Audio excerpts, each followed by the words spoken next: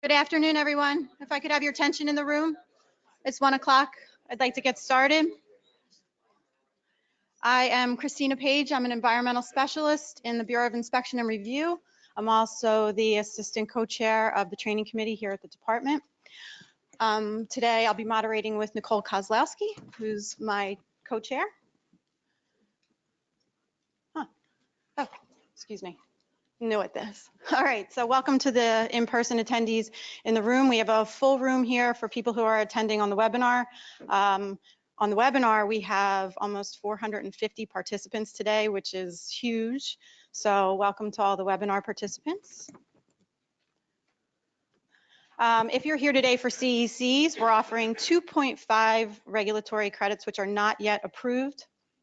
To get those regulatory credits, if you're in the room, please make sure you've signed in and please sign out at the end of today's presentation. If you're on the webinar, please answer 3 of the 4 webinar questions so that we can give you credit for your CECs. When the course is approved, DEP will compile a list of the in-person participants and the webinar participants eligible for CECs.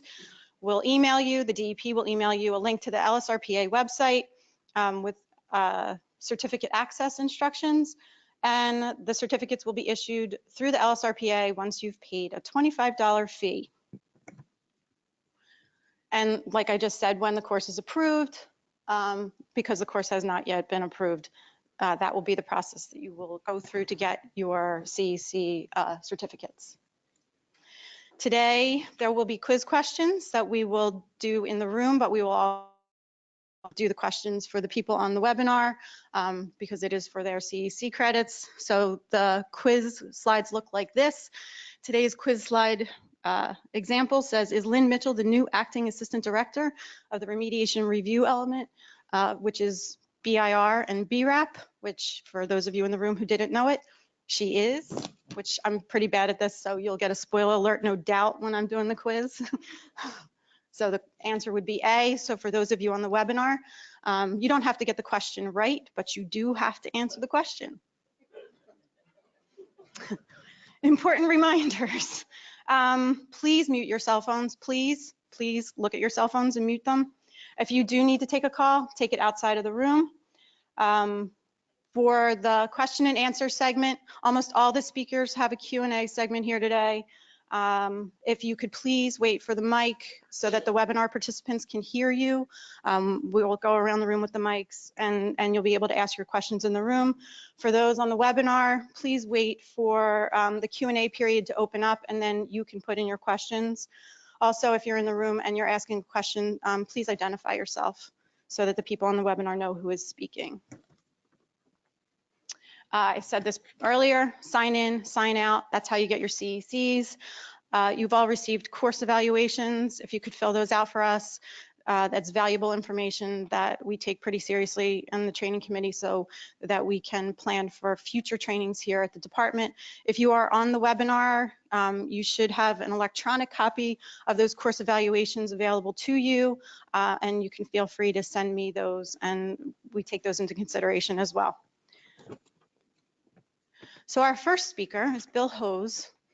Come on up.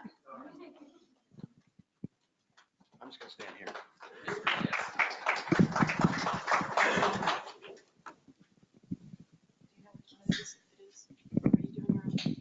Yeah.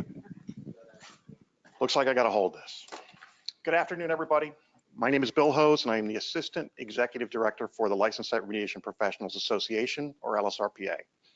I'm pleased to welcome you to this joint training effort between the ELLSRPA and the New Jersey Department of Environmental Protection. This training effort is a culmination of roughly 16-month stakeholder effort to clarify what is required for successful application for a Remedial Action Permit. And I would like to start today with a couple of slides about ELLSRPA. The mission of the ELLSRPA is to further the licensed site remediation profession. This includes acting as an educational and technical resource and assisting its membership to use standards of care and inform professional judgment when performing the work of an ELLSRP. The mission of ELLSRPA would not be possible without our sponsors, and the following slides identify our silver gold,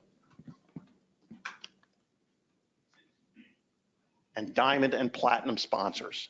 I just want to take a minute to thank all of our sponsors for their assistance in helping ELLSRPA achieve, and helping ELLSRPA strive to achieve its mission.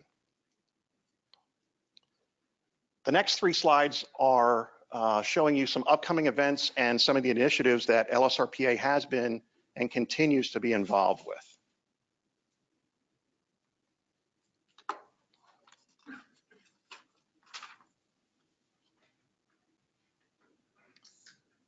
Please visit ellsrpa.org for additional details.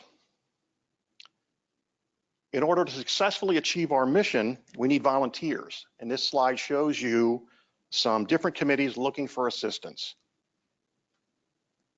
Please consider volunteering. ELLSRPA is also active on these social media platforms: LinkedIn, Twitter, Facebook. Stay connected by staying involved with some of these social media platforms. Thank you. Swap to the next one. Does it just continue? Okay. I've been asked to take a couple of minutes to open today's training event, giving you a historical perspective of what led to this training. Some of you may remember that until March of this year, I was the assistant director of the remediation review element. So don't put my name down when that question comes up that Chris showed you. This element contains, as Chris mentioned, the Bureau of Inspection Review and the Bureau of Remedial Action Permitting. At the end of 2017 and early 2018, there were some criticisms about the permitting program, specifically that it's taking too long to get a remedial action permit.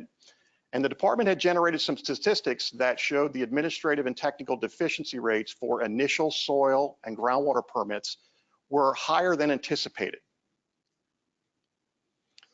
The department also reported there were some common administrative and technical deficiencies for initial soil and groundwater remedial action permits.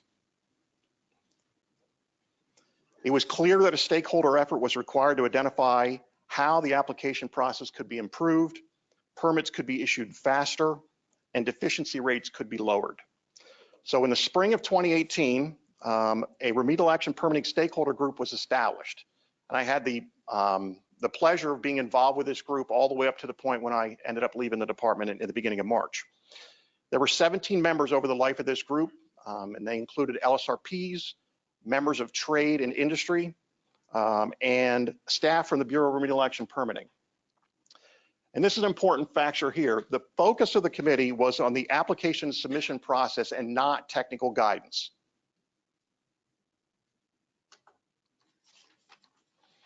In the first few meetings when we were all together, it quickly became clear that the forms and instructions did not clearly convey the information sought by the department in the application process, and that the forms should not be combined, they should be separated for clarity.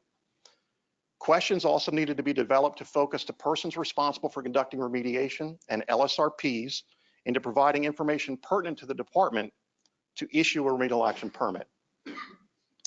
As part of the development process and revising the forms and questions, stakeholders were encouraged to share information with their represented groups and confirm the direction of the stakeholder committee, and also the questions developed were clear with respect to the information that was sought on the form. This training is a culmination of the efforts of the committee members to clarify the remedial action permitting application process. As with any application for any product or service, it is important to read the instructions. The instructions play a crucial role in the correct interpretation of what information the form is asking you to provide. It's also important to make sure that you are going to the forms page on the department's website and looking for the most current version of the form. There will be updates that take place periodically. Look for that most current form. Don't download something and hold on to it. In addition, adherence to technical guidance and the explanation of the deviation of, explaining your professional judgment when deviating from guidance remains a cornerstone of a successful application. Next up, we're going to have Lynn Mitchell and Alyssa Bakker go over the remedial action permit forms for you.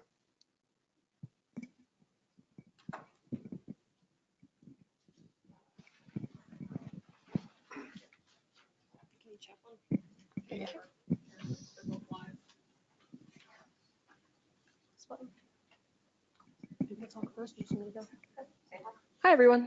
My name is Alyssa. I'm a permit writer with the Bureau of Remedial Action Permitting, and we're going to go over, me and Lynn are going to go over some of the forms and some of the basics. So our objectives for today's training, we just want to go over how we got here. So Lynn is going to talk about a little bit more about what Bill just talked about in terms of how we got to this point. I know a lot of people probably think that having so many forms is going to make this a lot messier, but we actually think that it's going to clarify a lot of the problems we've been having, and it's going to streamline the process by a lot. We're also going to go over some of the changes on the forms. There are new sections. Some sections have been clarified. We're not going to go through every single form line by line today because then we'd be here all day and nobody wants that. We are going to have some very in-depth case studies later. Neil and John are going to go through some different scenarios and how you would use the forms. And then at the end, Chris and Mark are going to do some commonly asked questions. These questions were gathered both from the department and from ELLSRPs on the stakeholder committee. So we're really trying to answer the questions that we get the most so you guys can have answers for those. Acronyms. We have a lot of those at the department. So you probably already know a lot of these acronyms, and this is not a technical training, so we expect that you know most of them. If there are any that you're not really sure of, you might want to jot them down right now. We're going to be using these acronyms a lot throughout the rest of the training. For example, we're not going to really be saying monitored natural attenuation. It's just going to be MNA. It's a lot quicker and easier, and you probably have seen all of these before. And the three types of RAPs that we're really going to be talking about today are initial, modification, and termination RAPs. Initial is the first permit that you're going to come in with when you need a permit application. The modification is what you'll apply for when you need to change something on a permit that you already have in place at a site. That could be anything from the change in a CEA duration to changing the type of cap you have at a site, maybe from gravel to pavement, or it could also be changing an active groundwater system that you have present at a site.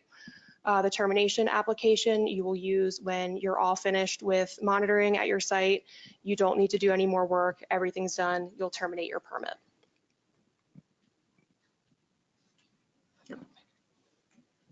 Hi, everybody. I'm Lynn Mitchell. I am currently the Acting Assistant Director of the Remediation Review Element. I was the Acting Bureau Chief of Remedial Action Permitting. I would like to say Gary Sanderson is now acting in charge of the Bureau. So if you have any direct questions for the Bureau, you can contact Gary. These are the committee members. I'd like to thank every one of them, and you can rise so everybody knows who you are. I appreciate all of your time and effort that came into the committee in doing all of this work. Not everybody is going to be presenting, but they all work very hard for this. And our honorary member, Paul Bauer, because without him, we would not have been able to revise the permits as quickly as we were able to accomplish it. We gave him versions of it, he would change it, and then we would change it again and again and again. So he really worked very hard on this committee. So some background, this is what Bill discussed earlier. We discussed the process, not the technical aspects. Many times during our conversations that we had, I heard the stakeholders go, "That's what you meant?"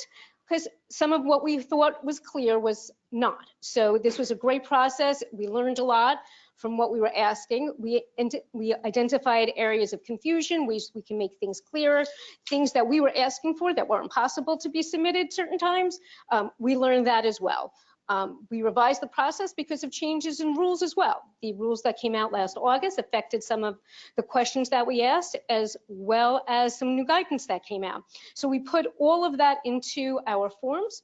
We went through and revised and kept on revising it because every time something changed, we had to make a change on our form. We also, as Bill said, we increased the number of forms. That was necessary because when we went through the process, we started with at one point actually combining everything to one form, and we realized that didn't work very well. So then we decided that maybe a better idea would be to separate the forms. As you can see, as I hope you all have been looking at them, it gave us opportunities to be more clear on the forms by separating them into different the mod, and the termination. As you all, I hope, know, that we now have, our website now looks different than it did before. We added a nice green bar, so all of the permit forms are located in one spot. That should make it easier for you to find the forms that you need to submit. So these are the new forms. A couple of weeks ago, we went out with the top 7 forms. Yesterday, you all should have received an email regarding the updated forms. And at the bottom of that email, there was a part that mentioned we now have 2 more forms. They were not ready to go out with the first 7.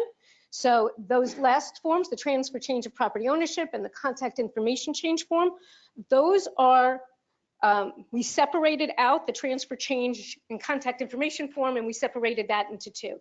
Again, trying to make things more clear by having more forms and instead of trying to include too much information on one form. Please be advised, there is no phase-in period. We'd like you to start using those forms right now. We think they're going to help you. They will help us. They will make the process more clear. I understand, because I've received this phone call a number of times already. Oh my goodness, I'm in the middle of using this form. I got 2 signatures already. You can't ask me to do this. Start all over. I understand that.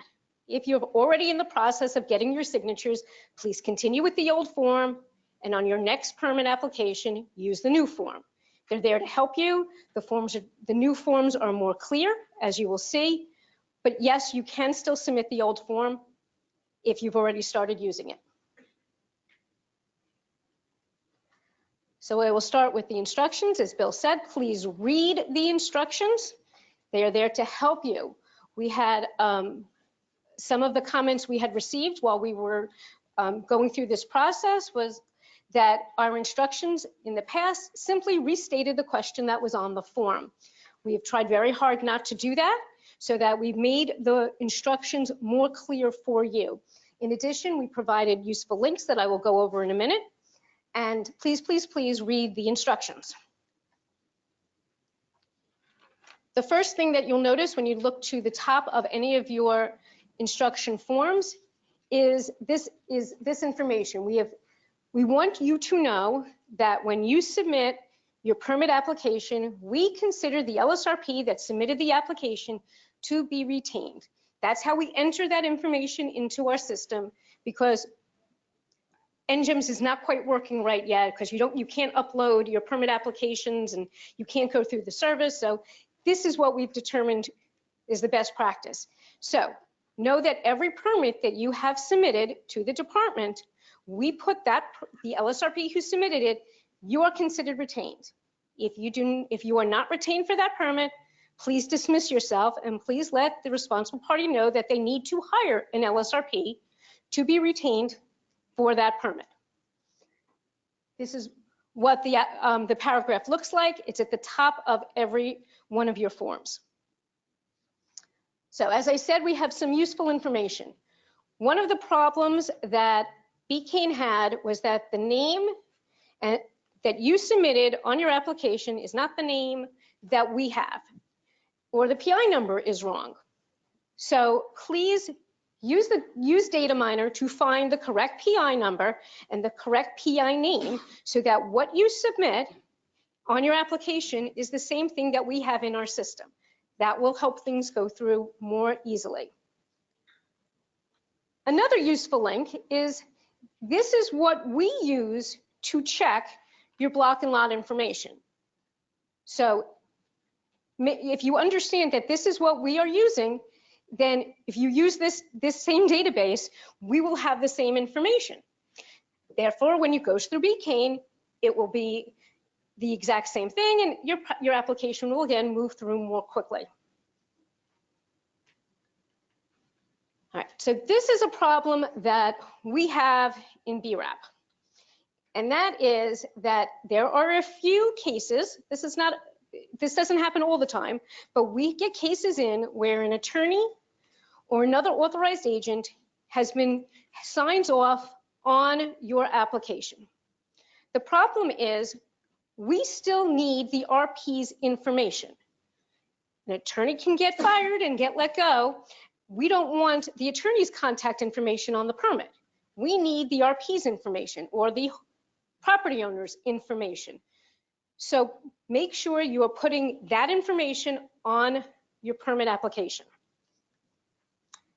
And also, once an RP on a permit, you will forever be on the permit until either soil contamination or the groundwater contamination is remediated. One of the sections that we added, we clarified section B. So we put in the reasons why you are submitting an application. If you do not see the reason why you're submitting your application, then maybe you're submitting the wrong form, and please contact us. But we now have checked off what is the reason why you're submitting the form. Hopefully that will make the process easier and people will submit the right form for the correct transaction. In addition, we tell you what sections you need to fill out for that reason why you're submitting the form. Not every section needs to get filled out every time. So we clarified for you what we want to submit. This is hopefully what we want you to fill out, because this way you're going to fill out the right sections and you're not going to have a document that is incomplete. We also have a section on what documents we want you to submit. Again, this way we will get in everything that we need.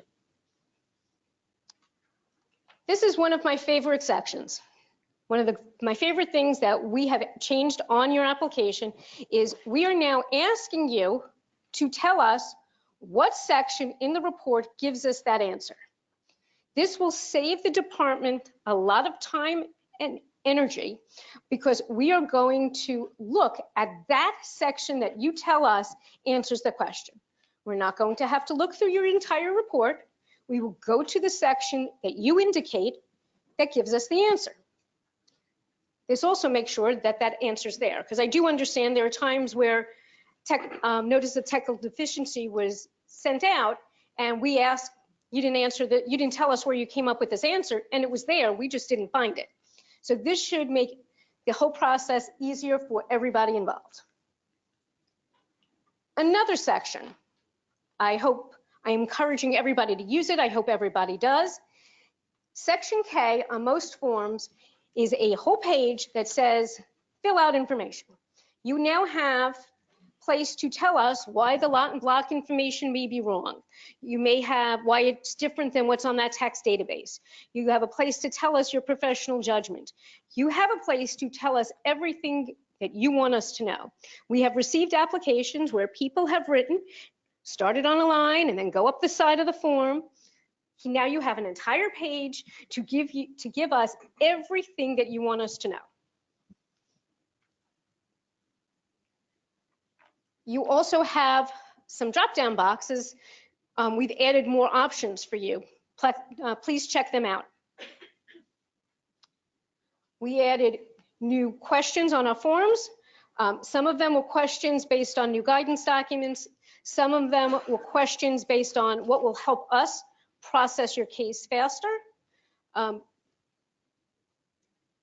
Here are just some of the items on your that are available on the forms. Okay, this is a note that we put in on all your forms because this is a problem that we have. People are submitting to us documentation and they are not including previous transactions that they did not get a permit modification form submitted or a transfer change submitted. We understand that sometimes this may happen, but you still need to provide the information to the department and pay the fee. Just because you ignored it or if your client didn't tell you this happened, we still need, once you realize it, we have to deal with that. So we will not process anything until we have all the information on all the transactions that were missed, as well as all of the fees that should have been submitted. Okay, this is a big one. Your change in primary responsibility for permit compliance is not a reason to modify your permit. Now, what we want you to do is just put that information on your new contact information change form. There is no fee for any of the changes on that form, but it is important that you submit that form. You do not submit the modification form any longer. Okay. I am up to ask our first quiz question for the webinar audience, and I'll poll the people in the room. Change in primary responsibility for permit compliance is not a reason for A, modification of a permit, or B, termination of a permit. So are we ready on the webinar? Here we go. And the poll is open for those of you on the webinar. There's a minute to answer the question in the room. By raise of hands, is the answer A or B? All right, we're done in the room. I'll just, while we're waiting for time to pass, I will say a couple of things. For those of you in the room, there's refreshments that are sponsored by the ELLSRP, so there will be a break after a couple more speakers. Please go help yourself at any point. And we still have a couple more seconds. We will be having questions after Alyssa and Lynn's presentation. So if you could wait for a mic, if you do have questions in the room, and identify yourself, that would be great. And we are just about done with the poll. So if you're on the webinar, come on. And we're done. Okay, Lynn? Okay.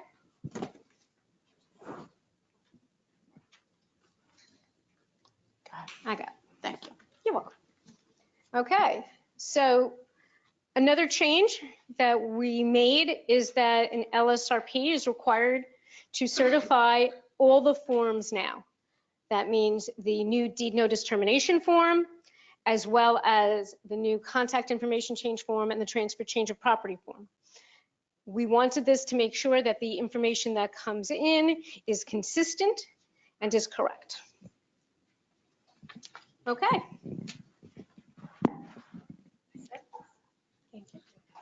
Okay, I'm back.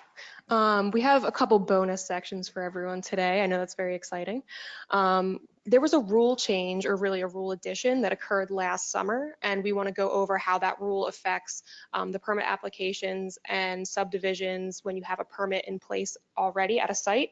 I'm going to go through a few quick scenarios that we would use this rule, but Neil is going to go through more detailed case studies a little bit later in the training. So basically, before August 6, 2018, this rule was not in place. But on August 6, 2018, NJAC 726C 7.5E came into play. And basically what it says is that when there is a subdivision approved by a municipality, the permittee has 30 days to terminate the permit application or permit that's already in place at the site and apply for new applications for all of the sites that were created in the subdivision. So we have a few different scenarios where we would see this. With a soil standard scenario, that's when there's a deed notice over the entire property. So there's a few steps that you have to take. The first one is you need to terminate the deed notice with the county and file a new deed notice that reflects the changes in that parcel that was subdivided. With the department, you're going to terminate your soil permit that's already in place, and a new RAP application will need to come in for each new parcel that was created. Keep in mind that all the fees will apply. So your termination fee will apply, and then all the new application fees for all the new sites also apply. One site will retain the PI number, and new PI numbers will be created by BCANE for the other sites, and I'm going to go over that in a little bit.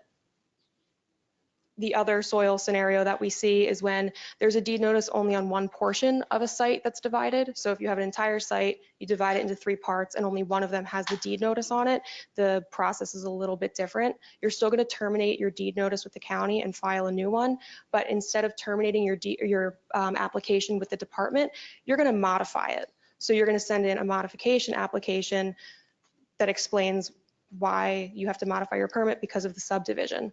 If that property is then sold, you also need to submit a transfer change of property ownership application. And just like with the other situations, all of those fees are going to apply. It's important to note that the rule doesn't actually state that you're going to modify your permit in this scenario, but that's the way the department decided that we want to process this situation, just because it makes the most sense. So that's how we're going to do it.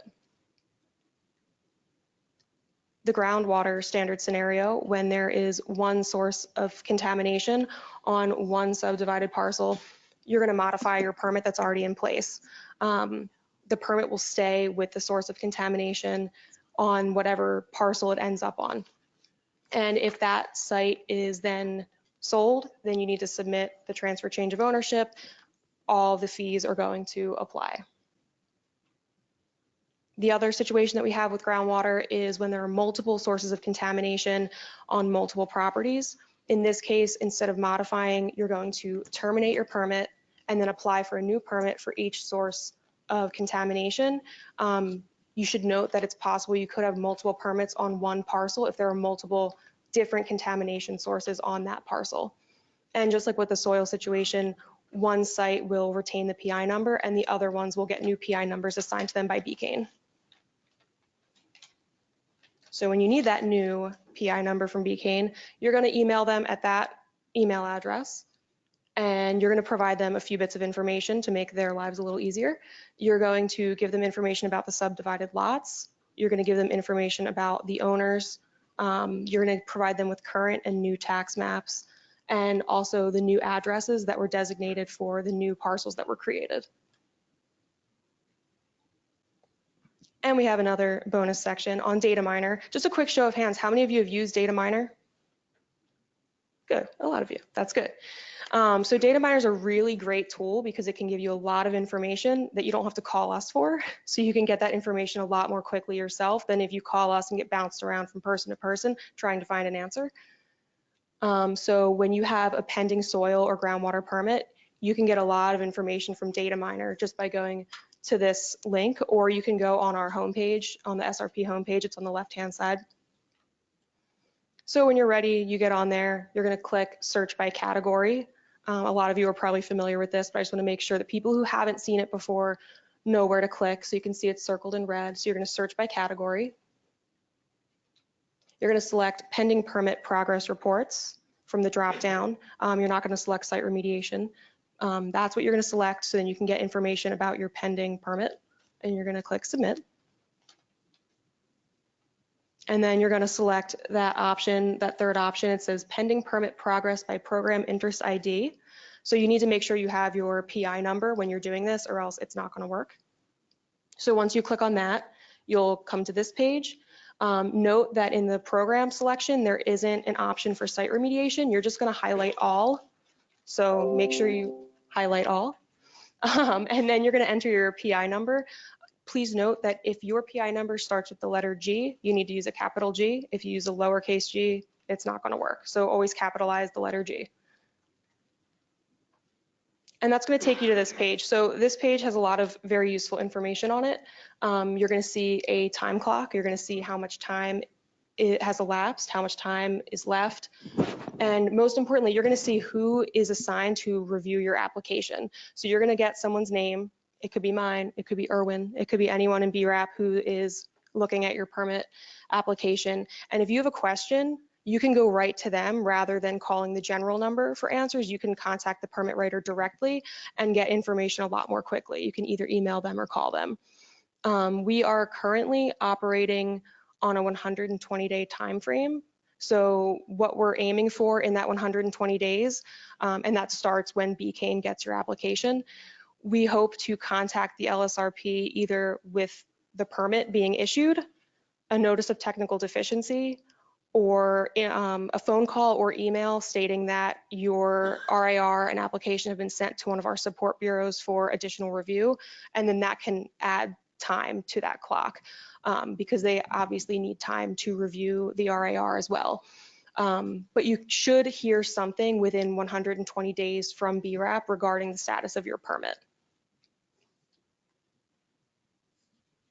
And now we'll take questions.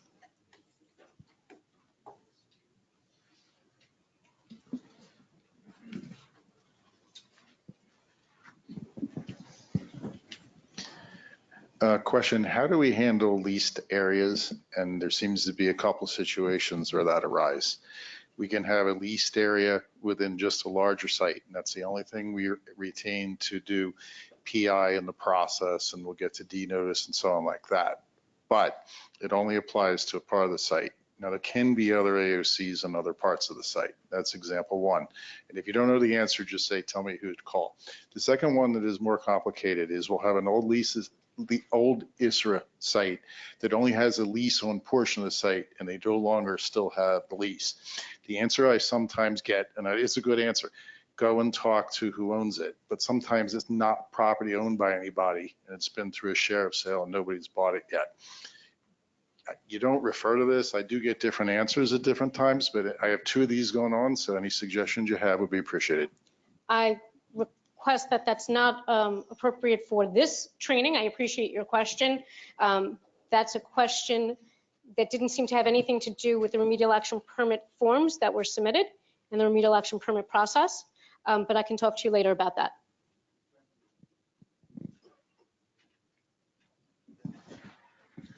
Hi, Dave Carlson with TRC. My question is this, so let me get this straight. So for a change in primary responsibility for permit compliance does not require a new permit, only a contact change form. Can you still modify a permit, get a new permit when that's the only change? If that is the only change on your form, there is no need to get a new permit application. Well, there's no need on the department's part, but on the co-permittee, the former person with primary responsibility who's no longer even should be a co-permittee, say. Well, that's different. If the change in primary responsibility for permit compliance, you have two permittees. You have the property owner and you have the RP.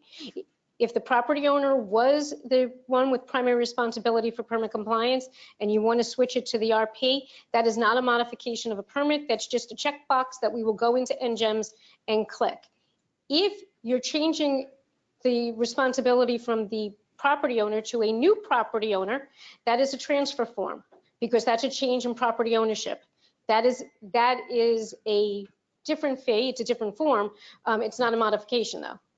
So, and on that form, you can check, you can indicate who is the person with primary responsibility for permit compliance. so if it's a new leasee and operator without a change in the property ownership, is that a new permit?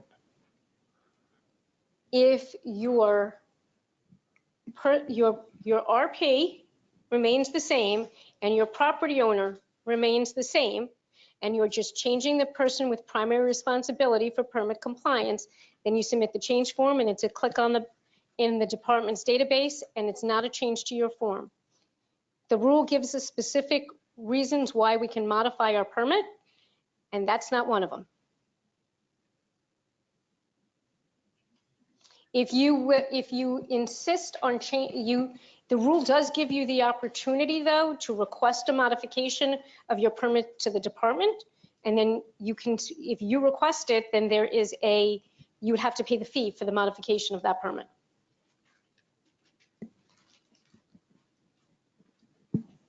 I have two questions. One of them you mentioned about the ELLSRP. When we submit the RAP, we will automatically retain. But did I hear right? And about the ELLSRP. So normally we go to the retention and then submit the application. Maybe I misheard that you say that we can submit the raw RAP. You did not mishear. When you submit the permit application for the first time, there is nothing in the database for you to retain yourself for because the department has not created that yet. Correct. Because it's still a paper process. So we have to put somebody's name in there, and we're putting the name in of the person who submitted the application. Okay. The second question I have is, let's say we're going through the permit, not the termination, but we have engineering control changes. We notify the hotline, constructions goes on, and do we need to pull the permit back, terminate the permit, and then resubmit the permit, then apply for the deed notice? I mean, I'm trying to understand the steps. So we're going to be going over that in more detail in a little while regarding what you have to do for that process. I believe Neil is going to cover that. If you still have questions after that, I'll be happy to clarify.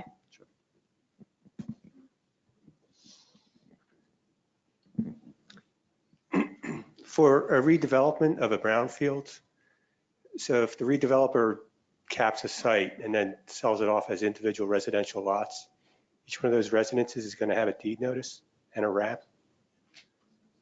So, Yeah. so if he takes like a 20-acre site and subdivides it into 80 lots, you can have 80 different RAPs for that site. Yes. Okay. Any other questions in the room? But there's one over here. Okay. Yeah, hopefully quick. Back at slide 55, you mentioned if a property is subdivided, even though if the lot and block stays exactly the same and the contamination stays on the original lot and block, there's a new permit needs to be reapplied for. Is that accurate? And is that a second bite at reviewing the project? Okay, so the question, I just want to make sure I understood your question. The rule says that if you are subdividing a lot, then the block and lot is not staying the same. So if you're subdividing it and it's getting, and you're making it into 2 or more new lots, then your deed notice is no longer accurate because your deed notice is for the larger property. So you need to terminate your deed notice.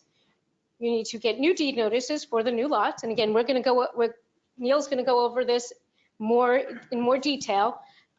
You're going to, we are not reviewing anything new. We are going to get that information in and you're going to check off on your initial application that this is because of a subdivision. When we know it's a subdivision, there's a process to be had here. We're just looking then to make sure that everything matches what the original looked like. Okay. One more. Oh, Quick sorry, question, just to follow up on the question regarding the retention issue. Yes. If I am not the LSRP who was the LSRP for that site leading up to the permit, and I'm a new LSRP taking over, I understand that the department will consider me the LSRP of record, but I think I still have to go in and retain myself formally through the process.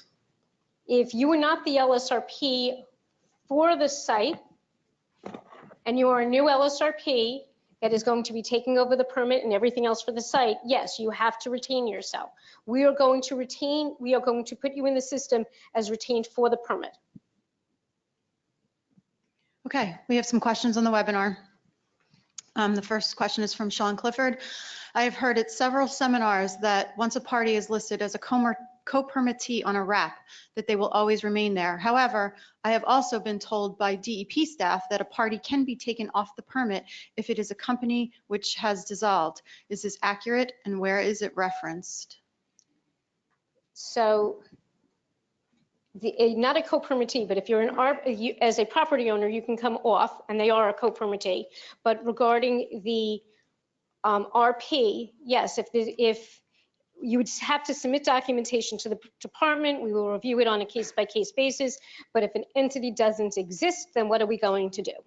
Yes, they will have to, if they legally don't exist and there's no subsidiaries and there's no legal entity left, and you provide documentations to that, we will have to move with that information.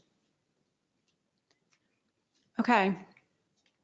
The next question is from Rick Scheuer.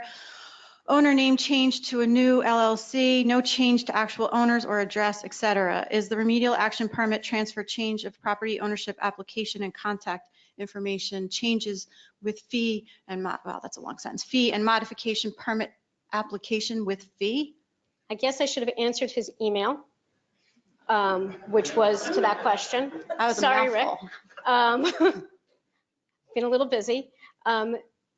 We would need to discuss what the owner name change to a new LLC actually is, and we would have to get information on that from you. That is a decision that we have had with BCANE before, but it depends on what actually that change is, to answer your question. So I need more information from you. Okay.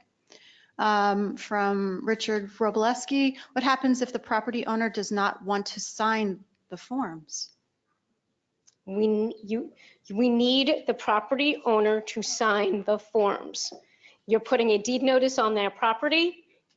They need to agree to this. If you're restricting the use of their property, then we need to know about it, and they need to know about it and agree to it. And that's an issue that the department's not getting involved with. That's for you to figure out.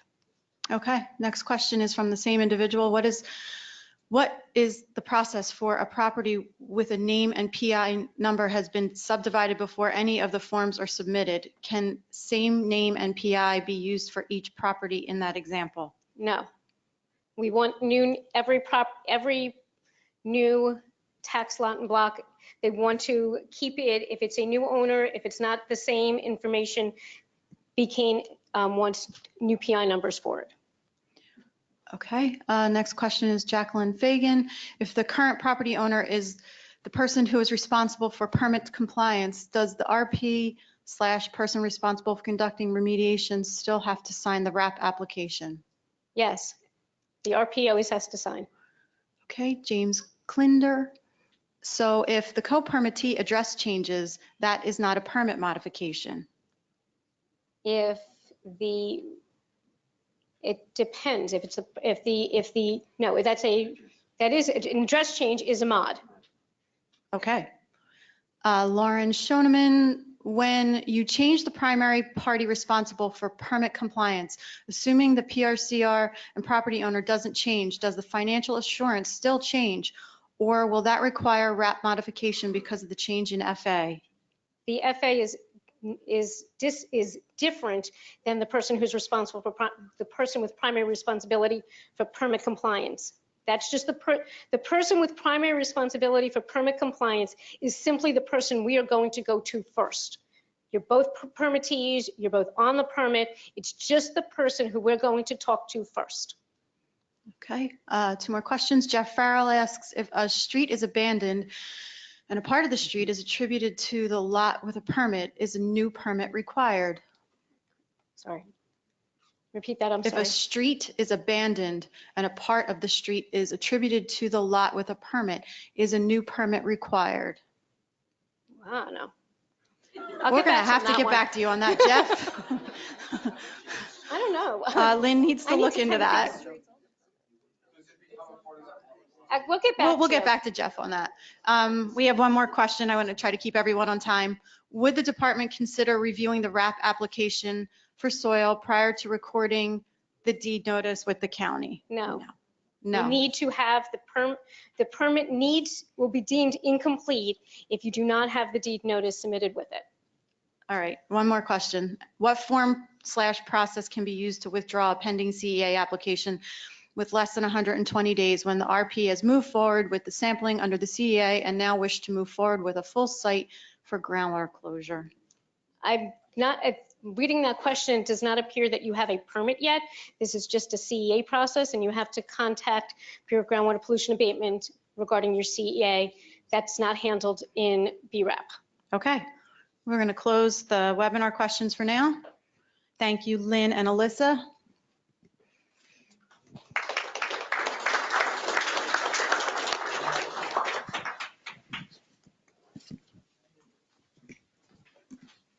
All right, our next speaker is John Engel with Rigid Environmental Management. Do you want the mic here? Okay. Are you advancing your own slides? Yeah. See that button right there that has nothing on it? That's yours.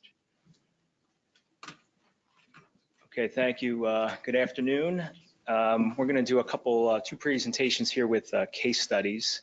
I will be addressing groundwater remedial action permits and specifically modifying them from active to monitor natural attenuation or from monitor natural attenuation to active.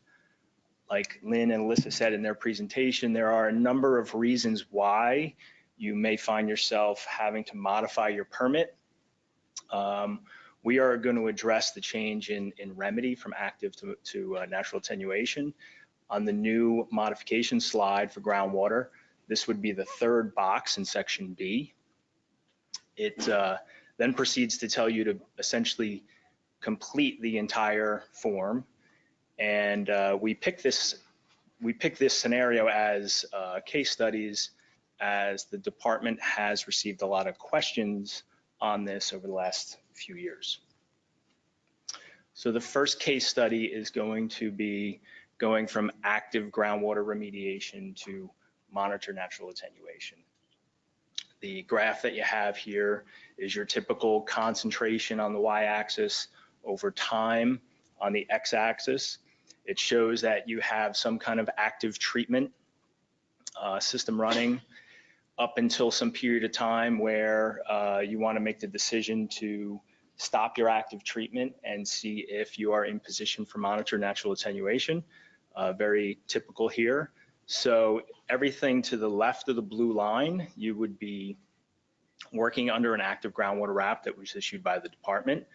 You would be running your remediation system. You would be using your biennial certifications to continually report the status of your active remediation. You will do this until you hit your asymptotic levels, and then you reach this kind of period where you have this decision to make, and we've highlighted that here with the question mark box and kind of the what now question. So at this time period, you are typically shutting down your active treatment and monitoring.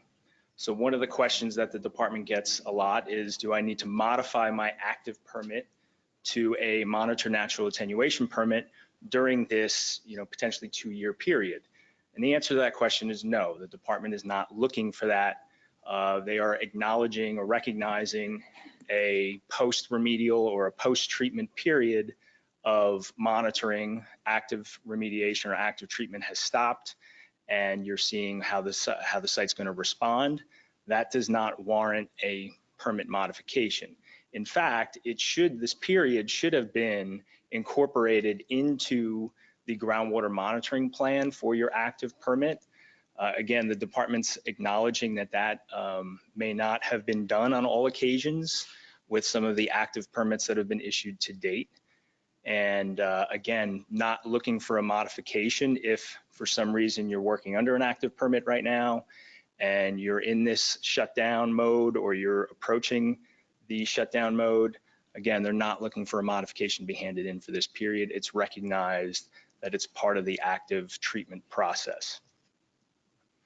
When you do decide to shut down, if a biennial certification is due during that time period, use that biennial certification to relay that information to the department that a decision has been made. Post-treatment monitoring has started, and this is what we've seen to date.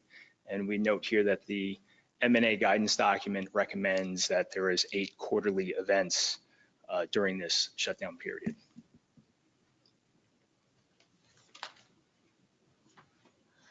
Okay, for the folks on the webinar, we have come up to your second test your knowledge question. So if we can cue that up. And for the folks in the audience, if you'd like to participate. So the question we have is, how many quarterly sampling events should be conducted after system shutdown? So your options are A, none, B, 4, C, 6, or D, 8. How many of you in the audience think it's none? You're wrong. How many think it's 4? Okay. Right. C6, who thinks it's 6? And D8. Very good.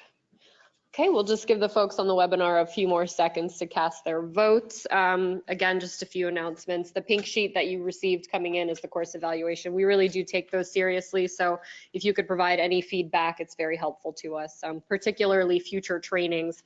That's how we kind of develop what we're going to do here at the department for moving forward with our training events.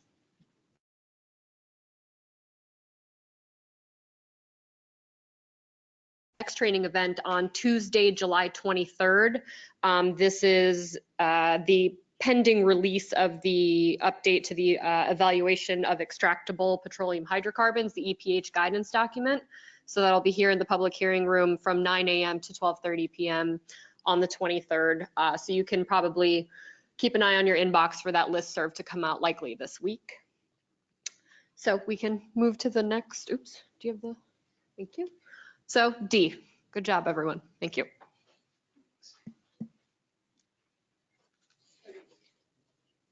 Okay, so under the case study here for active groundwater RAP to monitor natural attenuation, we're going to look at 3 different scenarios. The first scenario here is up on the screen. It's the same graph. We're calling this scenario the ideal scenario in that you shut down your system at, in this example, year 10. You continue or you start your post-treatment monitoring. You continue to see a decreasing trend. And in this situation, I think it would be reasonable to conclude that your site is ready for a monitor natural attenuation RAP. So the steps in order to do that would be to go to the new RAP modification form. You will be instructed, like we saw on the first slide or the second slide, to complete the entire form. You will be asked to fill out the questions for M&A, which is in section G3A. You will also be encouraged to utilize the cover letter and section K that Lynn spoke about to explain the rationale, basis, and background for the decisions that were made to convert your site from active remediation to monitor natural attenuation.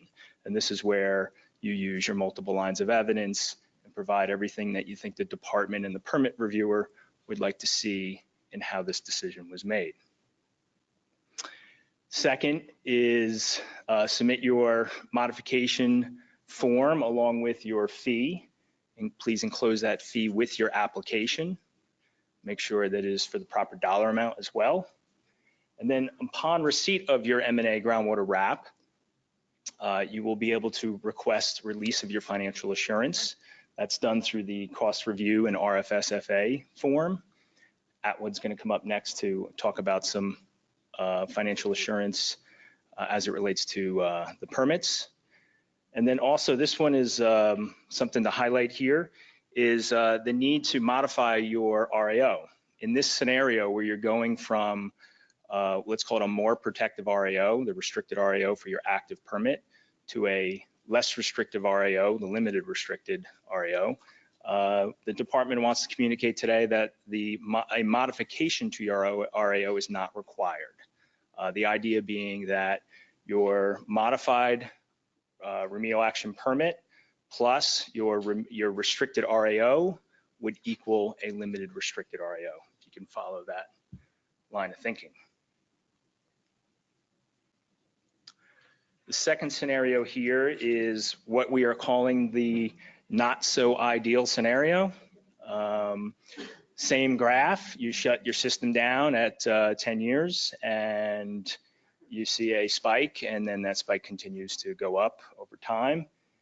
And if you're lucky enough to still be around because the client hasn't fired you, you would just continue to work under your active permit. It's clear that this site is not ready for a permit modification, so go back to your active permit requirements. You would want to consider modifications to your permit at this time. And for the most part, that's timing and treatment. So if you had a 12-year RAP, and based on this graph, your RAP would be overdue or expiring at this point, you would have to modify it, extend time to the active phase of your remediation. If you find yourself in this scenario, please recall from a few slides ago to add in your, usually 2-year post-treatment monitoring into that groundwater management plan, so we avoid the confusion from a few slides ago. And as always, as you have your system shut down and you're collecting data, the biennial certification is the mechanism to communicate to the department of what's going on your property. So if the biennial cert is due kind of mid post-treatment phase, use the biennial cert to explain what's happening with the site.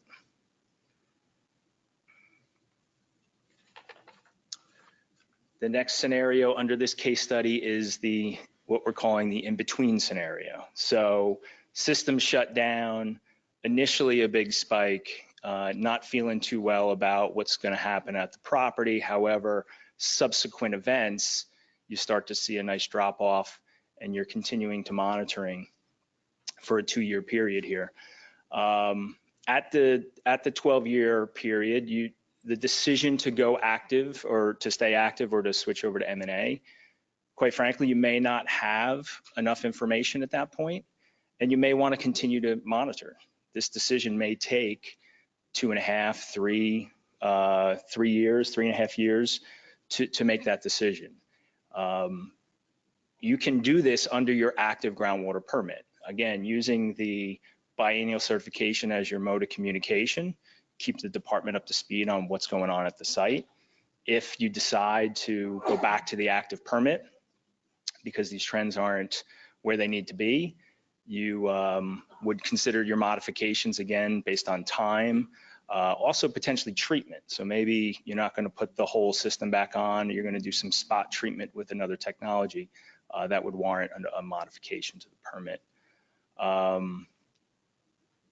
If you are satisfied with the fact that M&A is appropriate for the site, and that's based on professional judgment and looking at multiple lines of evidence, move forward like we talked about in the previous slides there in modifying your active permit to your M&A.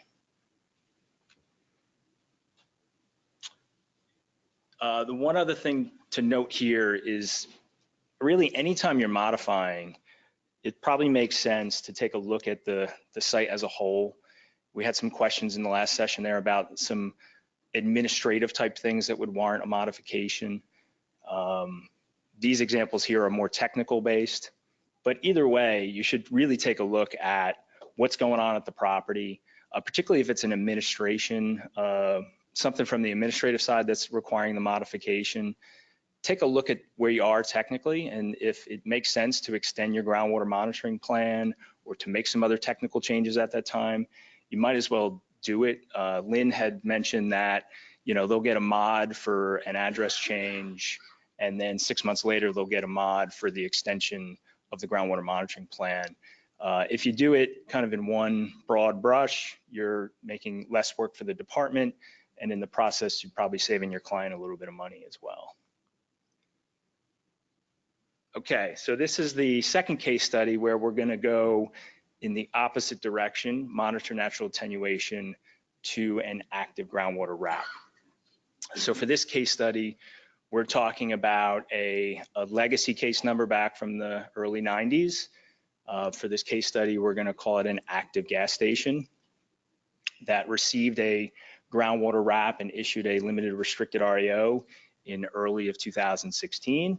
And then unfortunately, during the first biennial CERT groundwater sampling event, there was LNAPL detected on one of the old source area wells.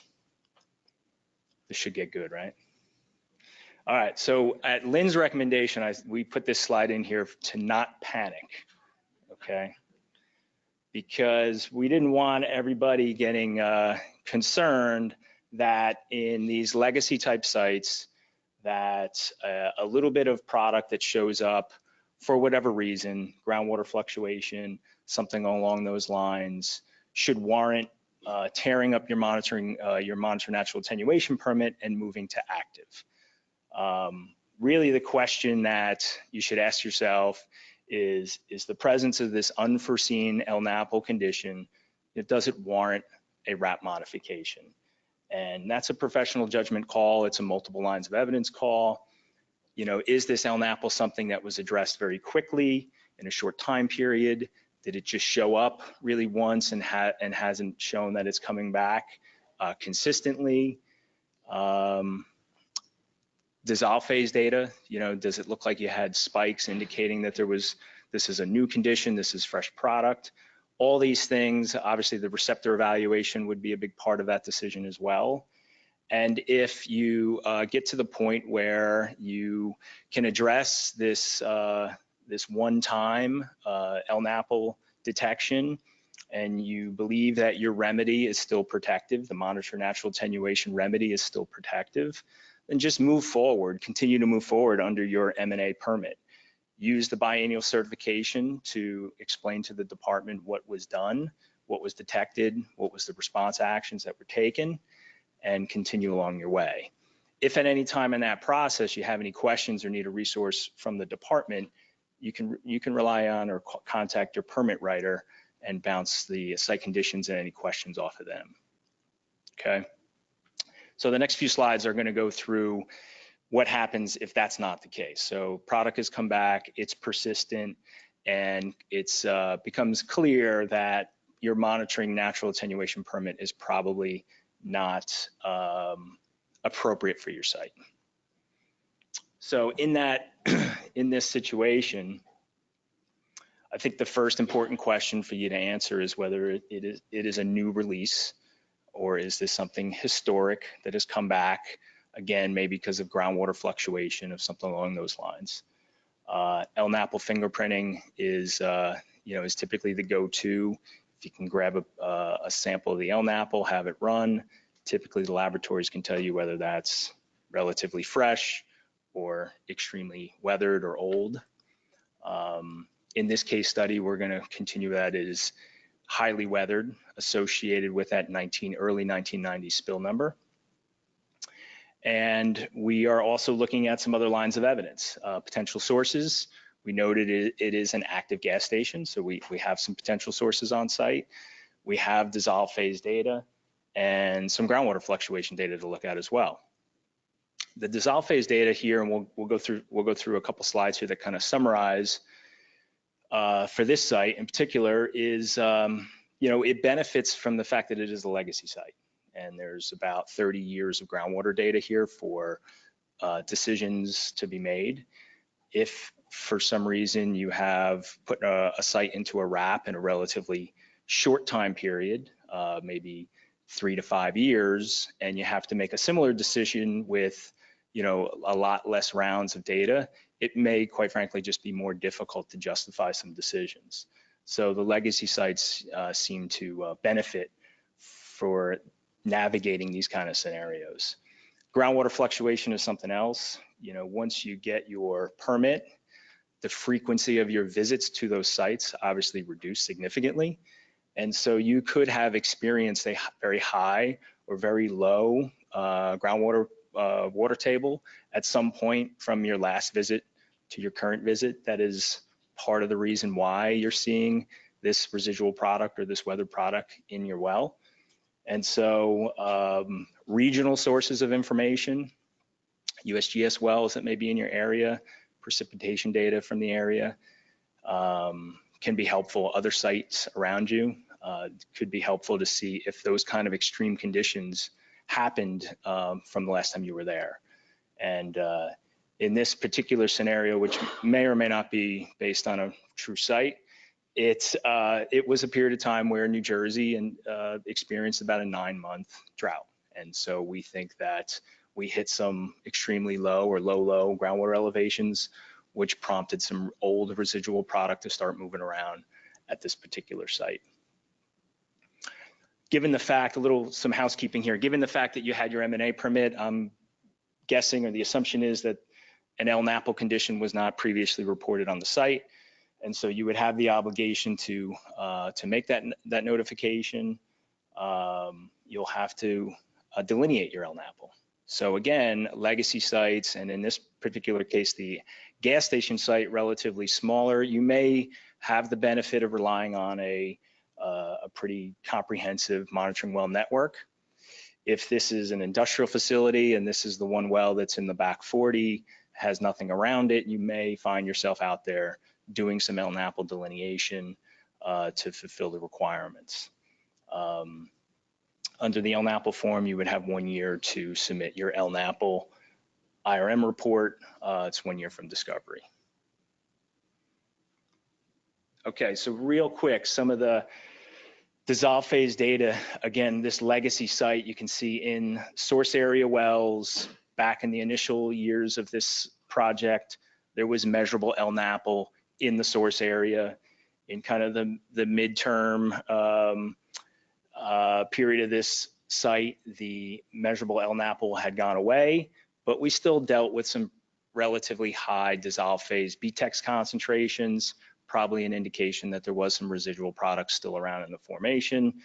In the years leading up to the M&A permit and the limited restricted RAO, we had some very favorable data within the source area, total BTEX less than 100 parts per billion and mostly below 10. 2018 comes around and we have measurable product in our source area well that was an unforeseen condition. There was no data collected because of the presence of LNAPL. Similar table here, but looking at the plume wells and the sentinel wells over time. No data in the early stages, the investigation was still going on. In that mid range, we had no measurable product in any of the plume wells or sentinel wells. You can see some of the plume well concentrations, moderate total BTEX concentrations there, a sentinel well that was non-detect, and then you can see how it progresses. And most importantly, I think is in 2018 with the presence of free product in the source area again, really no changes to the plume wells or the sentinel well, which is a big line of evidence to support that this is not necessarily a new condition out there.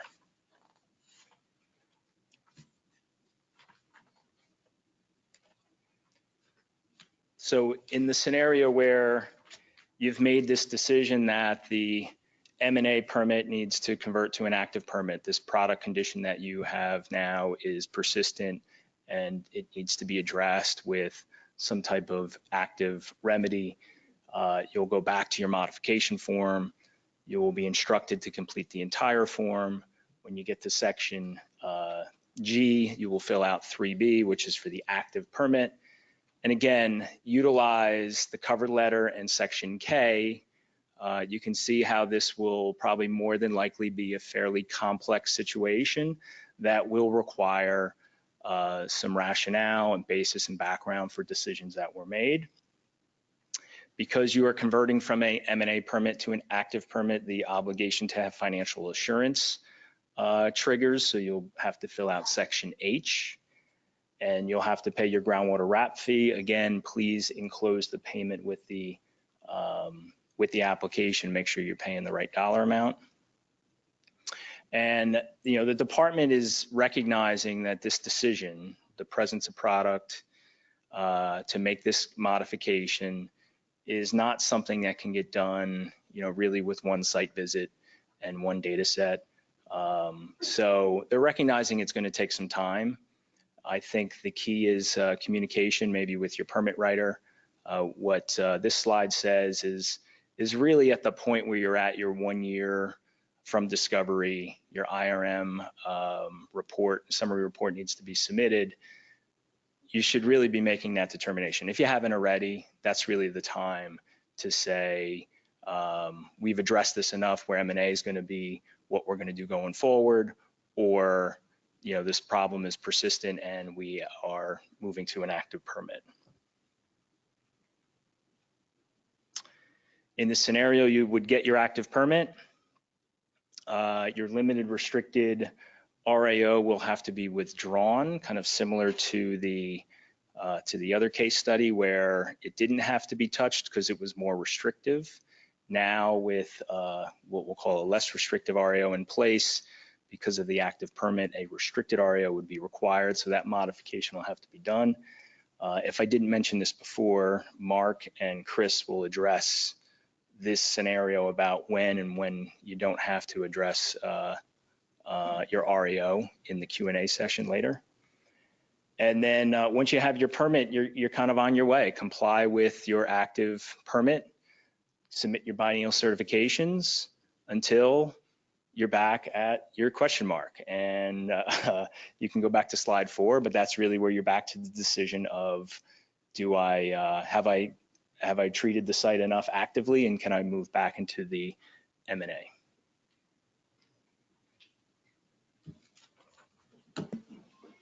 Questions?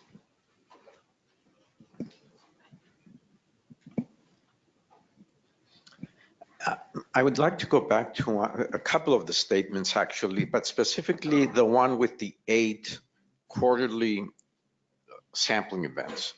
Are we saying that if I see a constant reduction of contaminants and then I do 4 or 5 or 6 quarterly events with no detections, everything else remains the same, no groundwater, significant groundwater fluctuations or whatever, that I cannot use my professional judgment and say, I think I have enough, I don't need to do 8?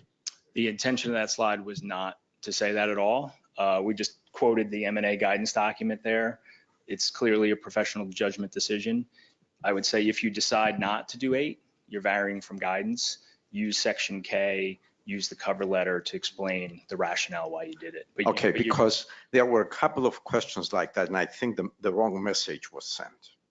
So just want to make sure that LSRPs can use their judgment in some cases to address issues like that. Yeah, absolutely. And I think in both cases, the emphasis on using the cover letter and specifically section K, anytime you're varying from guidance, your professional judgment is being used.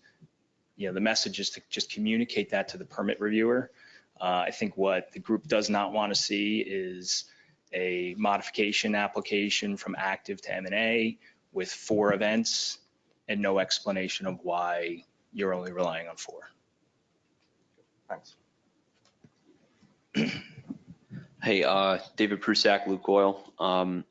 I've got 2 questions for you. One of them is, you were talking earlier about if you're going from active to M&A, trying to include some sort of component of additional groundwater sampling events, maybe without some of the permit requirements to try to determine if M&A is occurring. How would you include that in your permit? So it's really the groundwater monitoring plan. So I think the department has not issued a whole lot of active permits, right? I think that's pretty well known. In the ones that have submitted these permits, there was really no consideration of the time period of shutting your system down, and whether that was a trigger to then have to say, maybe I'm in monitoring natural attenuation phase and I need to modify my permit as the result of that. So the point of that slide was the department understands that if you're doing any kind of active treatment, there is going to be a time period where you stop that treatment and then monitor. And the way to do that, so if it's not in a current permit, they understand it, just communicate it within the biennial cert, continue doing what essentially is industry practice. If you're submitting or you're in the process of preparing a groundwater monitoring plan right now, you should communicate, if the anticipation is to run your system for 5 years or 6 years, that there will be a 2-year period, from year 7 and 8 will be post-treatment monitoring. And then this way, the question of whether having to modify your permit at that time kind of gets resolved. Sure. Does that make sense? Yeah, no, absolutely. And my other question for you is, let's say we have the scenario where you're talking about this potential residual product that may pop up in the permitting phase. Let's say prior to permit, you have one of those delinquent sites, as I like to call them. They're fairly difficult. They may have occasional residual product, no associated spikes with concentrations that would indicate a new release. What would you say for some of those ones where there's, over time decreasing trend potentially in concentration, or if not, at least asymptotic, and there's still some residual product occasionally, depending on groundwater elevation changes or seasonal variability?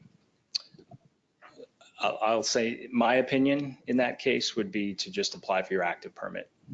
I think it's hard. I think it would be hard to justify an M&A permit if you have a persistent LNAPL issue.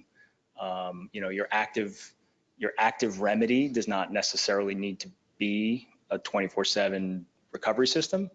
It could be something that is appropriate for the product that you're seeing, the thickness of what you're seeing, and the frequency that you're seeing it, quite frankly. So that would be my recommendation. I don't know. Lynn's shaking her head yes, so. We should also, Julian Davis, Solving Consulting, part of the RAP stakeholder group. We should also, as LSRPs, remember in that scenario that he just gave, not only do you have your professional judgment to try to make those conclusions or decisions, there's also the technical impracticability aspect with regards to LNAPL.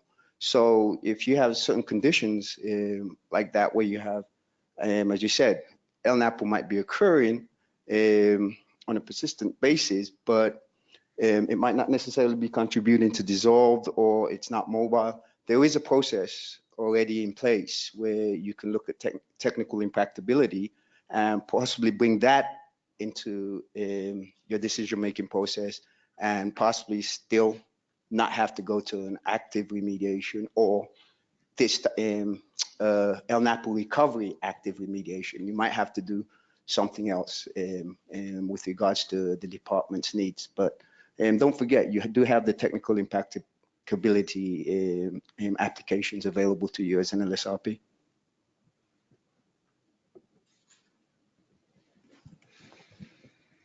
I'm sorry, I'm trying my best not to turn this into a case study. But anyways, I guess my question is more along the lines of, if you actually have gotten the permit though at that point, what is the difference between having a site that you then have an M&A permit for and then a site that you need to do an active permit for?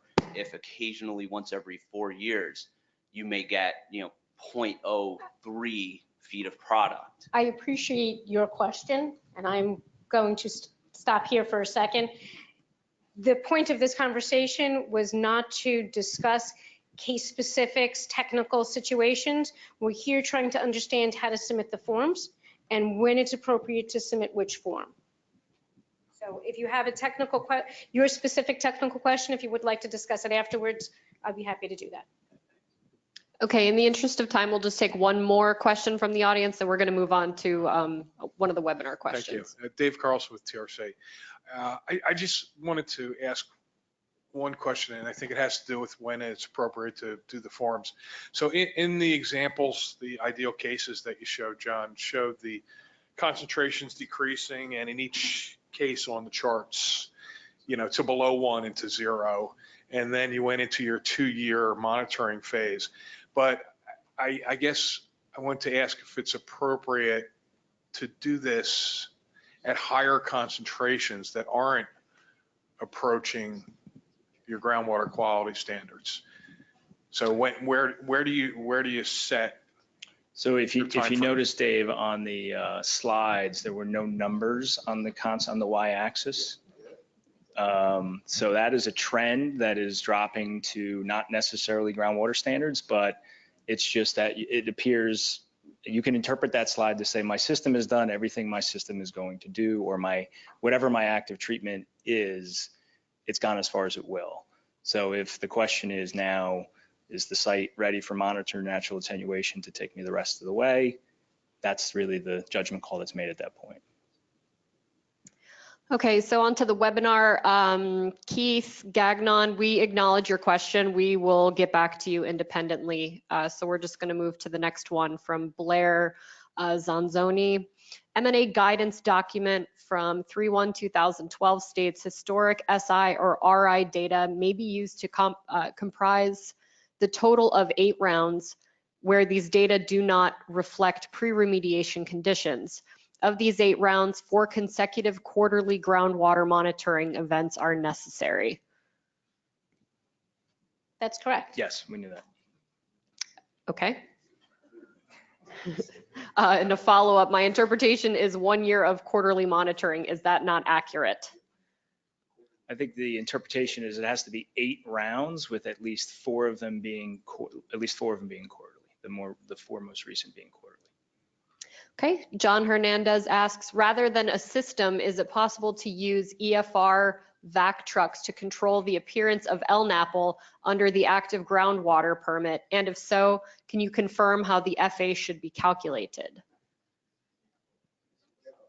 Yeah, that's a site-specific question that that's not really appropriate for this. We will have some FA conversation by Atwood in a few minutes, but that's not talking about the forms. Right.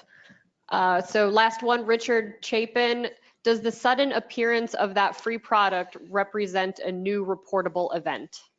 So I think that's, again, professional judgment, appearance in the field, that LNAPL fingerprint.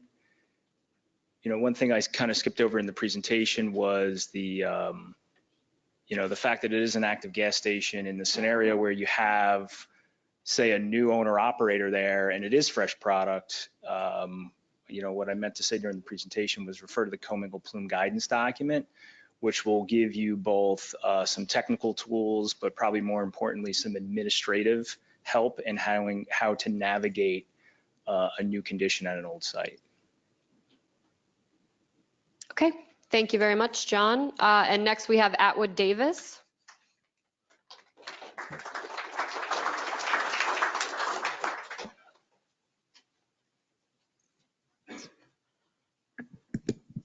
Wow, what's up, everybody? It's good to see everyone in the public hearing room, packed house. You don't really get that feel from up here. A little intimidating. What do we got, 450 on the webinar?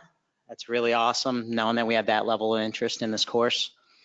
Got Bill Hose back in the building. Excuse me, former assistant director Bill Hose back in the building. It's really nice to see Bill again. Welcome back, buddy. Got to be honest with you, Bill, just full disclosure, come clean. Shortly after you retired, I was having a conversation on the phone with an attorney who expressed the need to have a regulatory conversation with you. Because at that time I informed the gentleman that Bill Hose is no longer with us. Yeah. Turns out that's not the appropriate terminology. I take full responsibility for any condolence flowers your family got. But just relax, just know that I didn't correct him. I did make a donation in your name though. So I've been asked to talk to you today about using remediation funding source as a financial assurance. All right, just to clarify, this is specific to sites that are attaining a remedial action permit, but still have an ongoing obligation to maintain remediation funding source. That's the scope, that's what we're talking about. Perfect scenario would be you have an IRSA case, you have to post RFS. Soils remediation is complete. You got your institutional control, your engineering control is in place. You're going for your permit, but we still have this ongoing obligation for groundwater. Groundwater is nowhere remotely near completion. This is what we're talking about. Just up front, the department's original take on this issue, we highly recommend at this point you just secure a separate financial assurance mechanism. At the end of the day, it's always going to be the simplest option for you. If you get a separate mechanism for financial assurance, will allow you to reduce the cost of the current remediation funding sources being maintained in that exact dollar. So the perfect example, you have $100,000 being posted as RFS. You secure a brand new FA letter of credit for $30,000. We let you take the $30,000 out of the RFS that's currently representing as operation, maintenance, inspection of your engineering control. Highly encourage this, always the easiest option. You're not gonna mess it up. The department's not gonna mess it up, okay? With that being said, you can use your RFS mechanism as a financial assurance when the time comes. We recognize that not every entity has the ability or the financial means to secure two financial mechanisms. So basically just the rationale behind it, 5.3 of the ARCS rule is essentially initial RFS. In it, we mandate that our RFS has to, when securing RFS, that it has to have the cost associated with operation, maintenance, inspection of an engineering control up front. And then you have to maintain that cost annually thereafter. That's what 5.10 is, the annual cost review. So realistically, RFS is being maintained to already include these O&M costs. So that's the logic behind it. Taking a look at the RAP application, this is the exact portion of the form that you're going to see. Just to remind you, this is a soil RAP application. We're going to specifically ask you the question, are you using existing RFS mechanism as the site's financial assurance? If yes, you have to meet the three conditions, A, B, and C, or 1, 2, and 3. The amount of funds needed to operate, maintain, and monitor the engineering control is present for 30 years, minimum $30,000. Okay. This is tied to soils. For groundwater, it would be the amount of years consistent with how long the engineering control has to be in place. For example, active pump and treat, you anticipate the pump treat is going to run for 8 years. You're going to post 8 years worth of operation, maintenance, and inspection. Second condition, the amount of funds in the RFS equals the amount of funds required to be posted for both RFS, the active remediation, and financial assurance supporting the permit. And then finally, the RFS is not in the form of a self-guarantee. At this moment in time, currently, self-guarantees cannot be used as financial assurance. I feel like John's looking at me right now.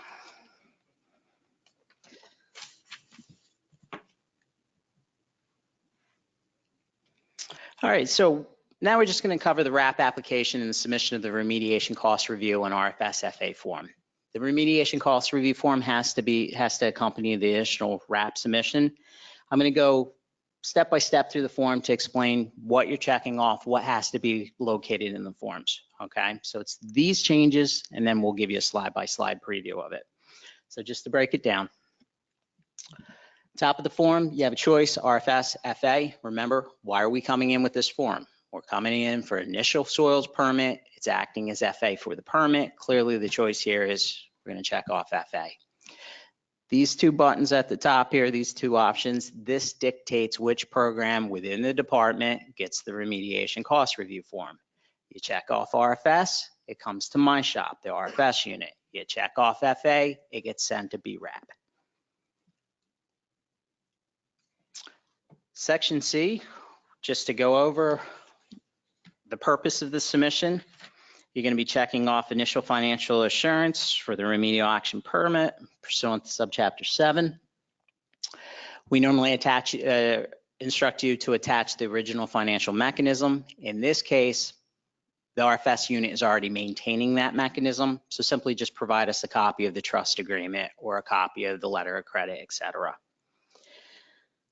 The second box you're going to check off, and this is probably the most important box on the whole form, is you're going to be selecting using remediation funding source as financial assurance.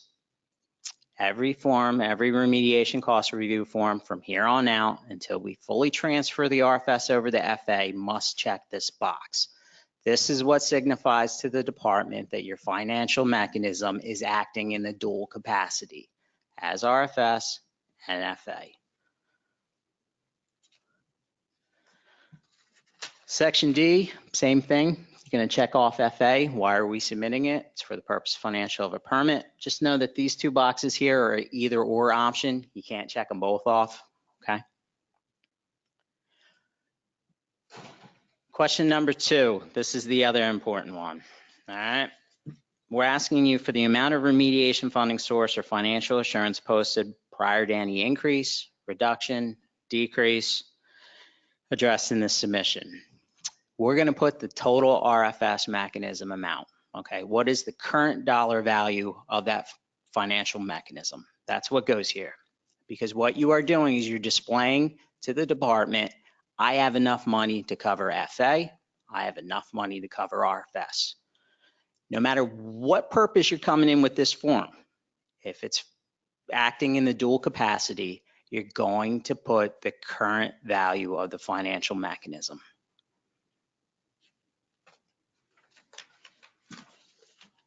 Section E, number 2, estimated cost for financial assurance.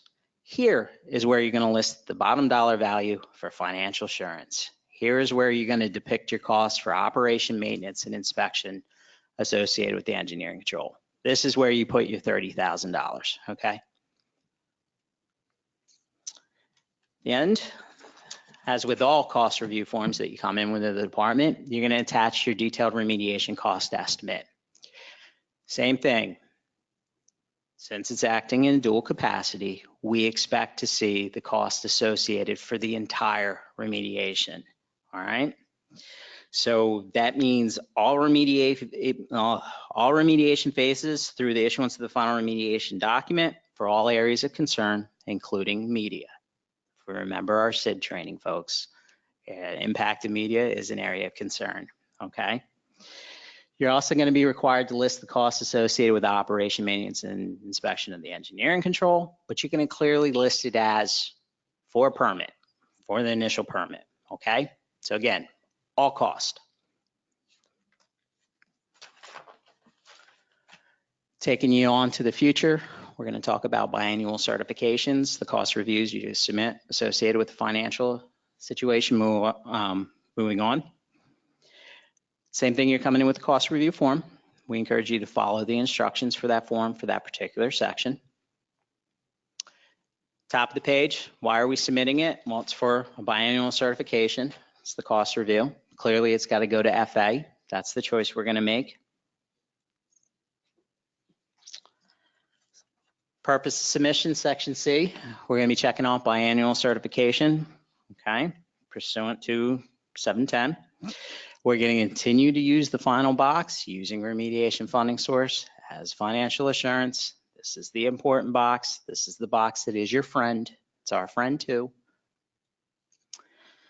And then we're going to again ask that you attach the detailed cost estimate. You're going to be representing all costs, but since it's biannual, the costs associated with operation, maintenance, and inspection of the engineering control, you're going to stipulate is for an existing permit that's in place. Just to complete the scenario, we're going through an annual cost review submission for remediation funding source purposes. So what you come in annually when you have an obligation to post RFS.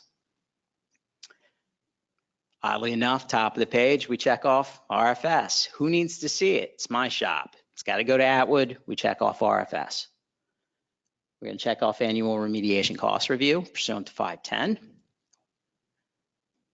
And then we're going to continue to use our new best friend, the bottom box, using RFS as financial assurance.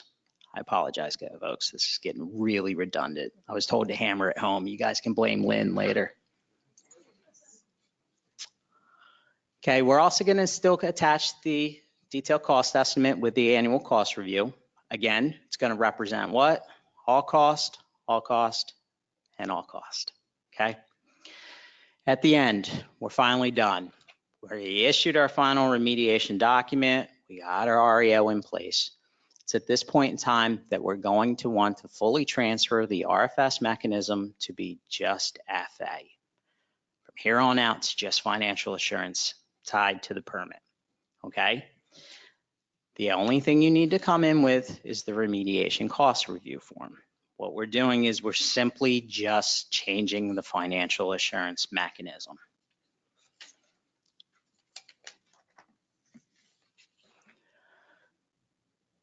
We'll go over the form again in a little bit.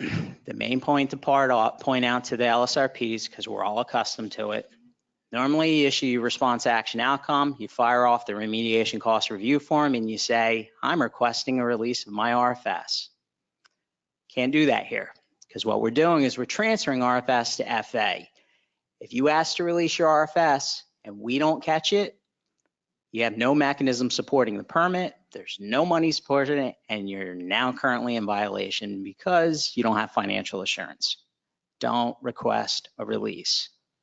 We're simply going to be checking off our best friend favorite box using remediation funding source as a financial assurance. Now, it may also be appropriate for you at this time to be requesting a reduction in the value of the RFS that's currently being posted, okay? Because we got to get down to that bottom dollar number. You have to get down to that 30,000 that you're using for operation, maintenance, and inspection of the engine and control. Let's say you have 40,000 posted. Now's the time you're going to check off change in mechanism amount. You're going to request a $10,000 reduction. It's at this point in time the department would approve that reduction to the mechanism. Just a little bit of RFS 101 to cover the terminology with folks. A reduction is simply, I have more money in the mechanism than I have. I'm entitled to some of it back. It is the department that has to approve that. The department has to authorize that. If you have more money in the account than what's necessary, but you're going to use that funding to pay for remediation costs incurred or to be incurred, you got some past invoices that got to be settled up with, that is a disbursement. A disbursement is the payment of remediation costs incurred or to be incurred as an LSRP, you can authorize that disbursement on your own accord. Okay, reduction, more money than we need. Disbursement, I got to pay my bills. Okay. Reduction, department approve. Disbursement, you guys can handle that on your own.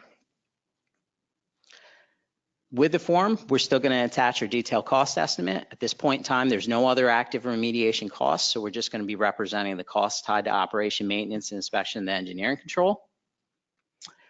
We're going to check off RFS. First, the transfer from RFS to FA has to start with the RFS unit. We start that review and it finishes with FA, so we ask you to check this box so it hits my shop first. If you don't have a change in amount in any way, shape, or form, we're simply just transferring it. We're already down to our bottom dollar FA amount. We're just going to simply use that bottom box using RFS as FA. If we do have a reduction request, it'll be changed in RFS pursuant to 511. If you're dispersing to pay for your own bills, it'll be pursuant to 512A. And I love the fact that Christina inserted the no on the slide. Please don't check off release. I'm serious. Somebody's going to do it. I know it's going to happen, but please don't. It's at that point in time you got your RAO. Everything's done with the site. We're no longer in active remediation. We're going to be fully transferring the remediation funding source mechanism to be FA. So you have to amend the financial assurance mechanism, the RFS mechanism, sorry, the RFS mechanism to be the FA variant. You should all be aware that we have the appropriate model documents that you can use for your financial mechanisms, a trust fund, letter of credit, line of credit, okay? We have remediation funding source language model documents, and we have FA model documents, language documents. When we're going for the transfer, when it's all said and done, you have to transfer the language from RFS to FA. For trust agreements and for letters of credit, it's a simple amendment. It's not hard. The lender or the trustee simply amends the document to take out the RFS references and put in the FA references. If you're utilizing a line of credits can't be amended. Simply, you're going to have to come in with a brand new line of credit agreement that is the FA variant. If somehow you manage to secure an environmental insurance policy, which I highly doubt any of you have, that requires an endorsement from the insurance company to make the appropriate changes. That's how they amend it. The other main point that we're pointing out, one more time, the only form you need is the remediation cost review form to take care of this change. No need to submit a RAP modification, okay? We're simply changing the financial mechanism, all right? That's it.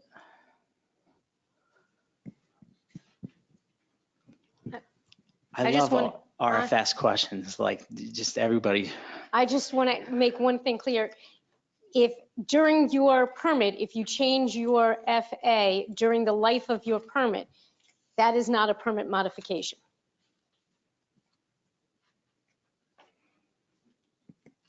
Wow. Any questions in the room? Let's wrap this up before they change All their right. mind.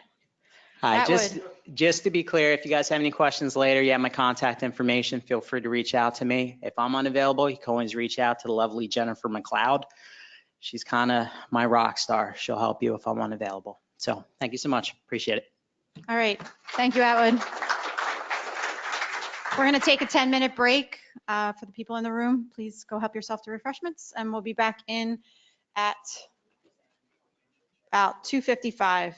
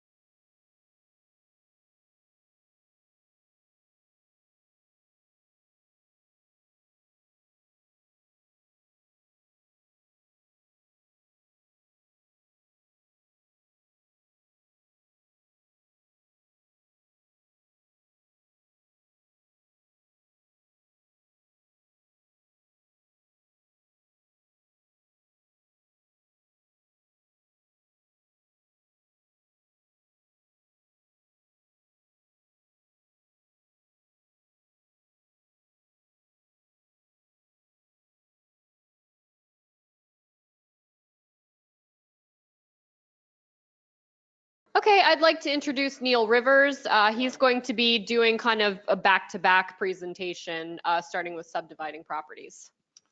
Thank you, everybody. Good afternoon. For those of you who aren't in the room, you won't get the pleasure of knowing that Mark and Chris and John didn't get the haircut memo today, but that Bill and Atwood and I did.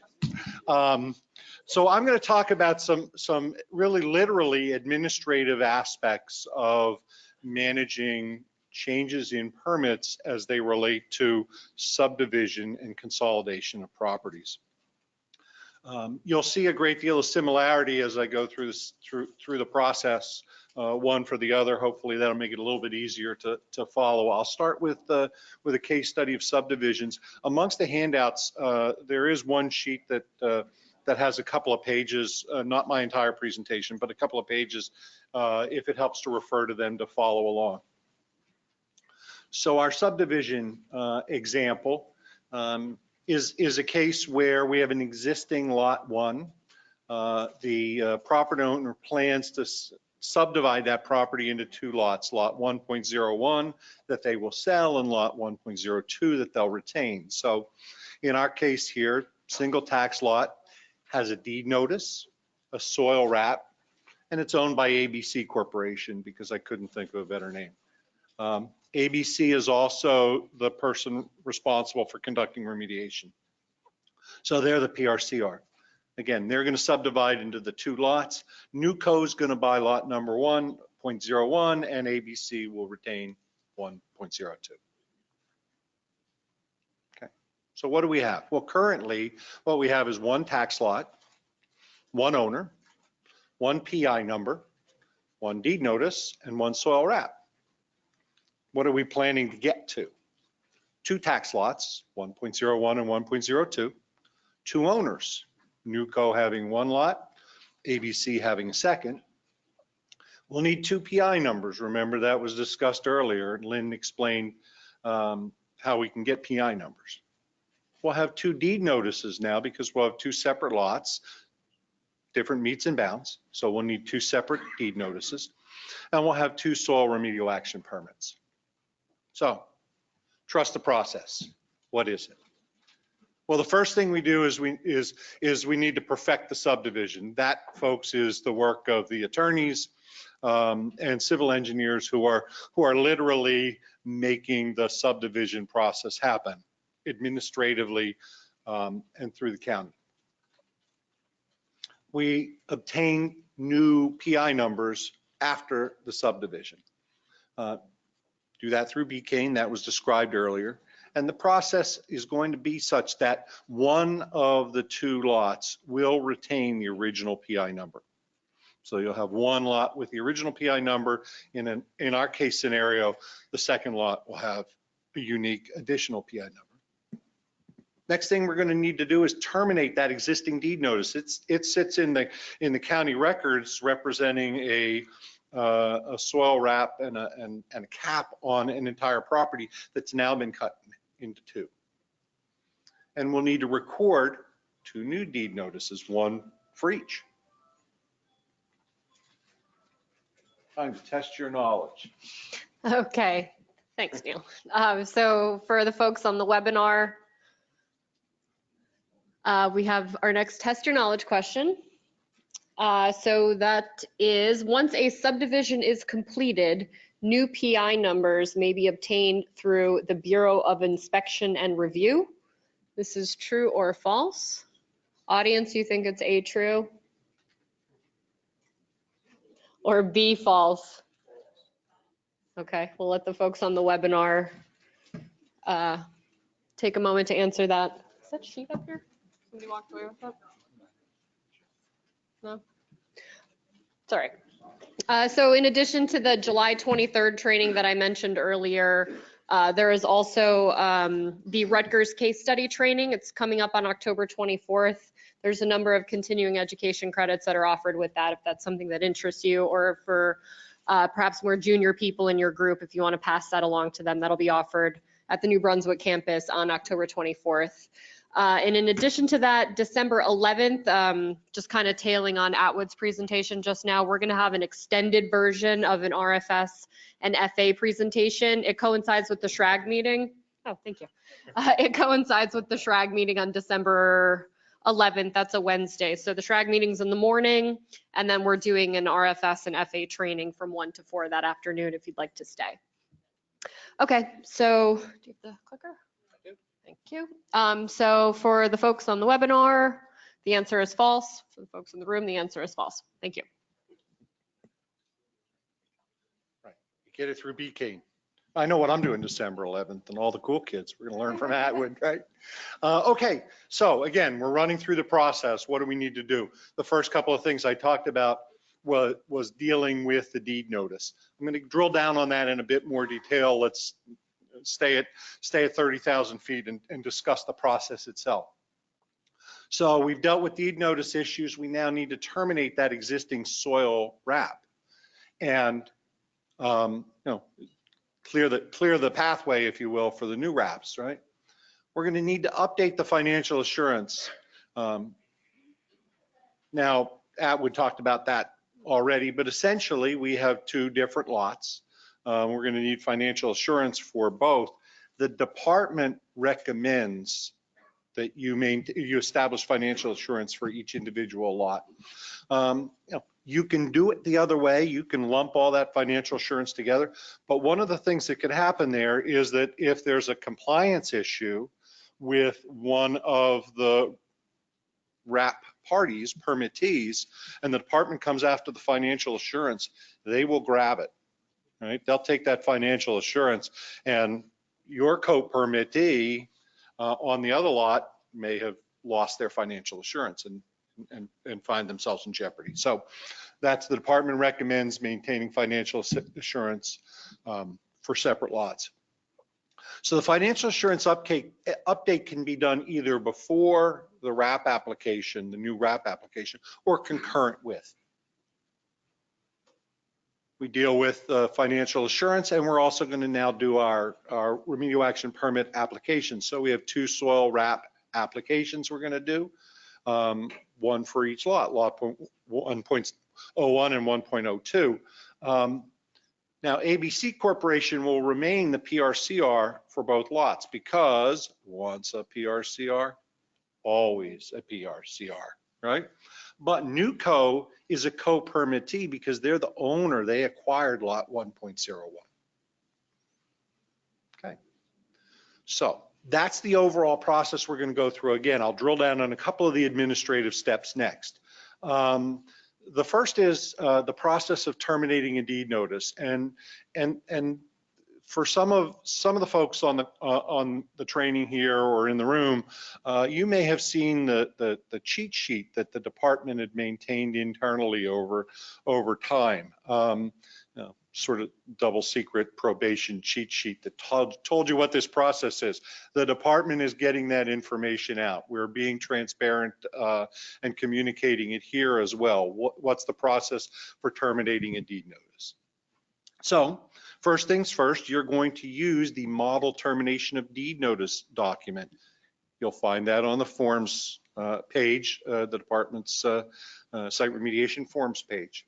You're going to download that document. You're going to complete it in ink. Now, be aware there are going to be some sections or some portions that are not filled out entirely. For example, you're going to need NJDEP signatures.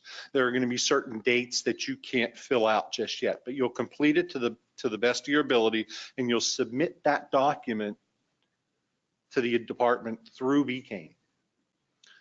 When you do so, add a cover letter explaining why am I terminating this deed notice. In this instance, I'm terminating the deed notice because of a site subdivision. You also provide the deed notice termination form. Want to guess where you'll find that? On the department's webpage, right? So those two documents go together, go to the department. The DEP will review them. They will sign that model document. You will get a copy back, or get the original back from the department, signed in ink. that you can then use to complete the deed notice termination process. So again, a couple of lines that'll still need to be filled in the process, but essentially the document's ready to go.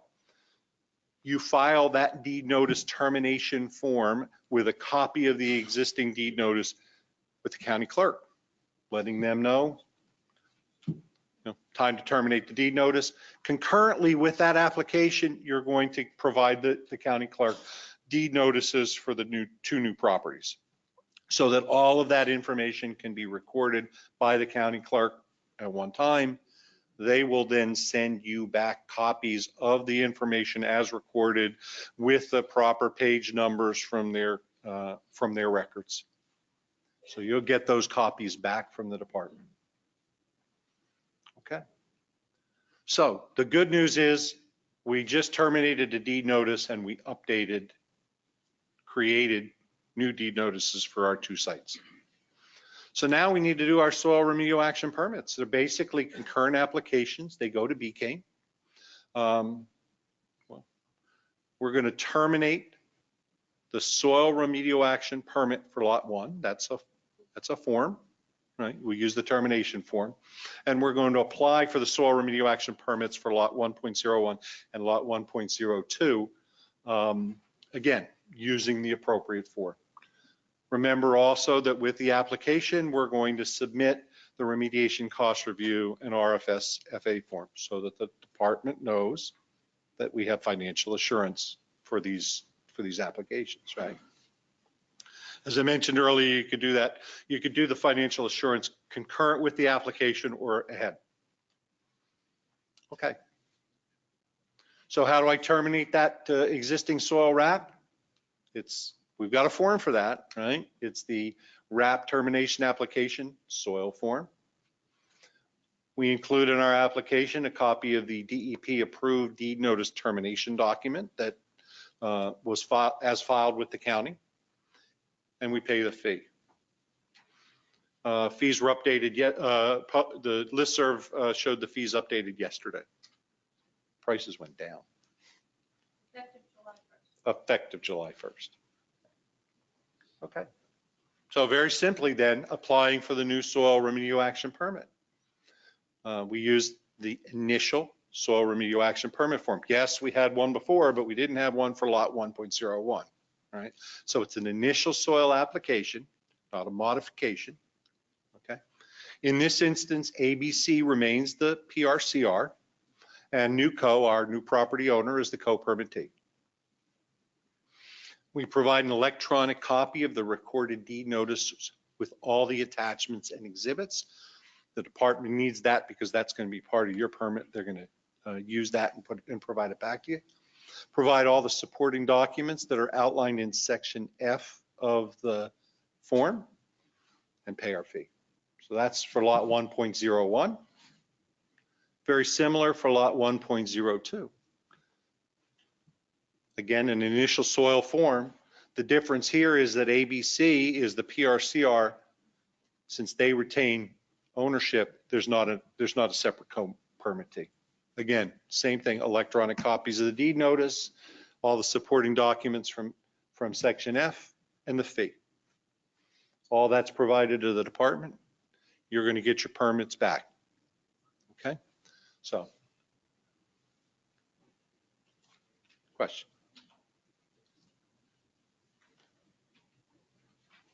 Go ahead, we've got one. Rich Lake from GTA. Neil, can you confirm that if those two separate applications are submitted by different LSRPs, then those respective LSRPs will be retained under those new permits? The department will utilize the name of the LSRP who signs the new initial soil application form as the LSRP for that remedial action permit. If you think about it from the data miner perspective, it's the activity. The LSRP is assigned to that activity. David Intantola, Chile Environmental. What happens if, I guess, the RP from 102 is not around? and your need to go through this process as this, say you're in Jersey City where they constantly change lot numbers? So if the RP always needs to be on the permit, and if you need to get a new permit, the RP needs to be on the permit. If Jersey City is, we're not talking about Jersey City deciding that lot 1 is now going to be lot 25. We're talking about you have lot 1 and it's being subdivided into 2 separate parcels. So your question, if Jersey City decides to, okay, sorry.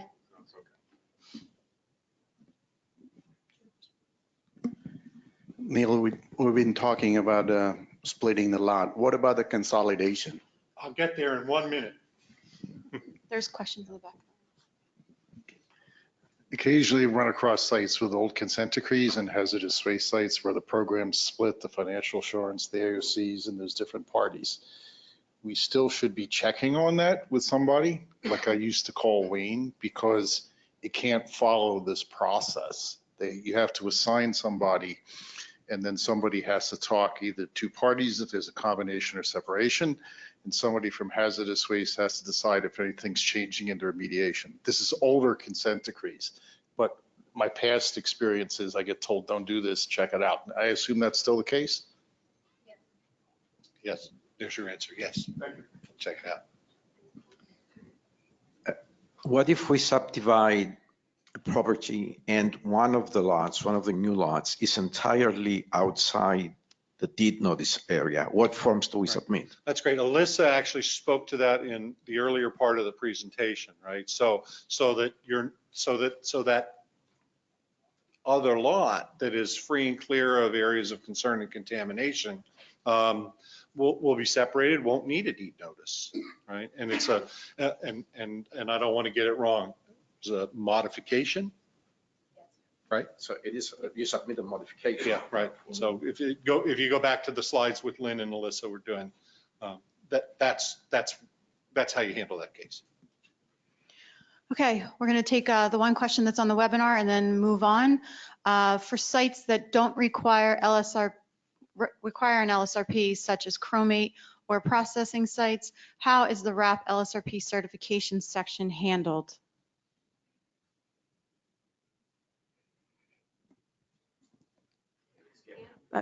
We'll get back to you with an answer on that. Okay. Okay.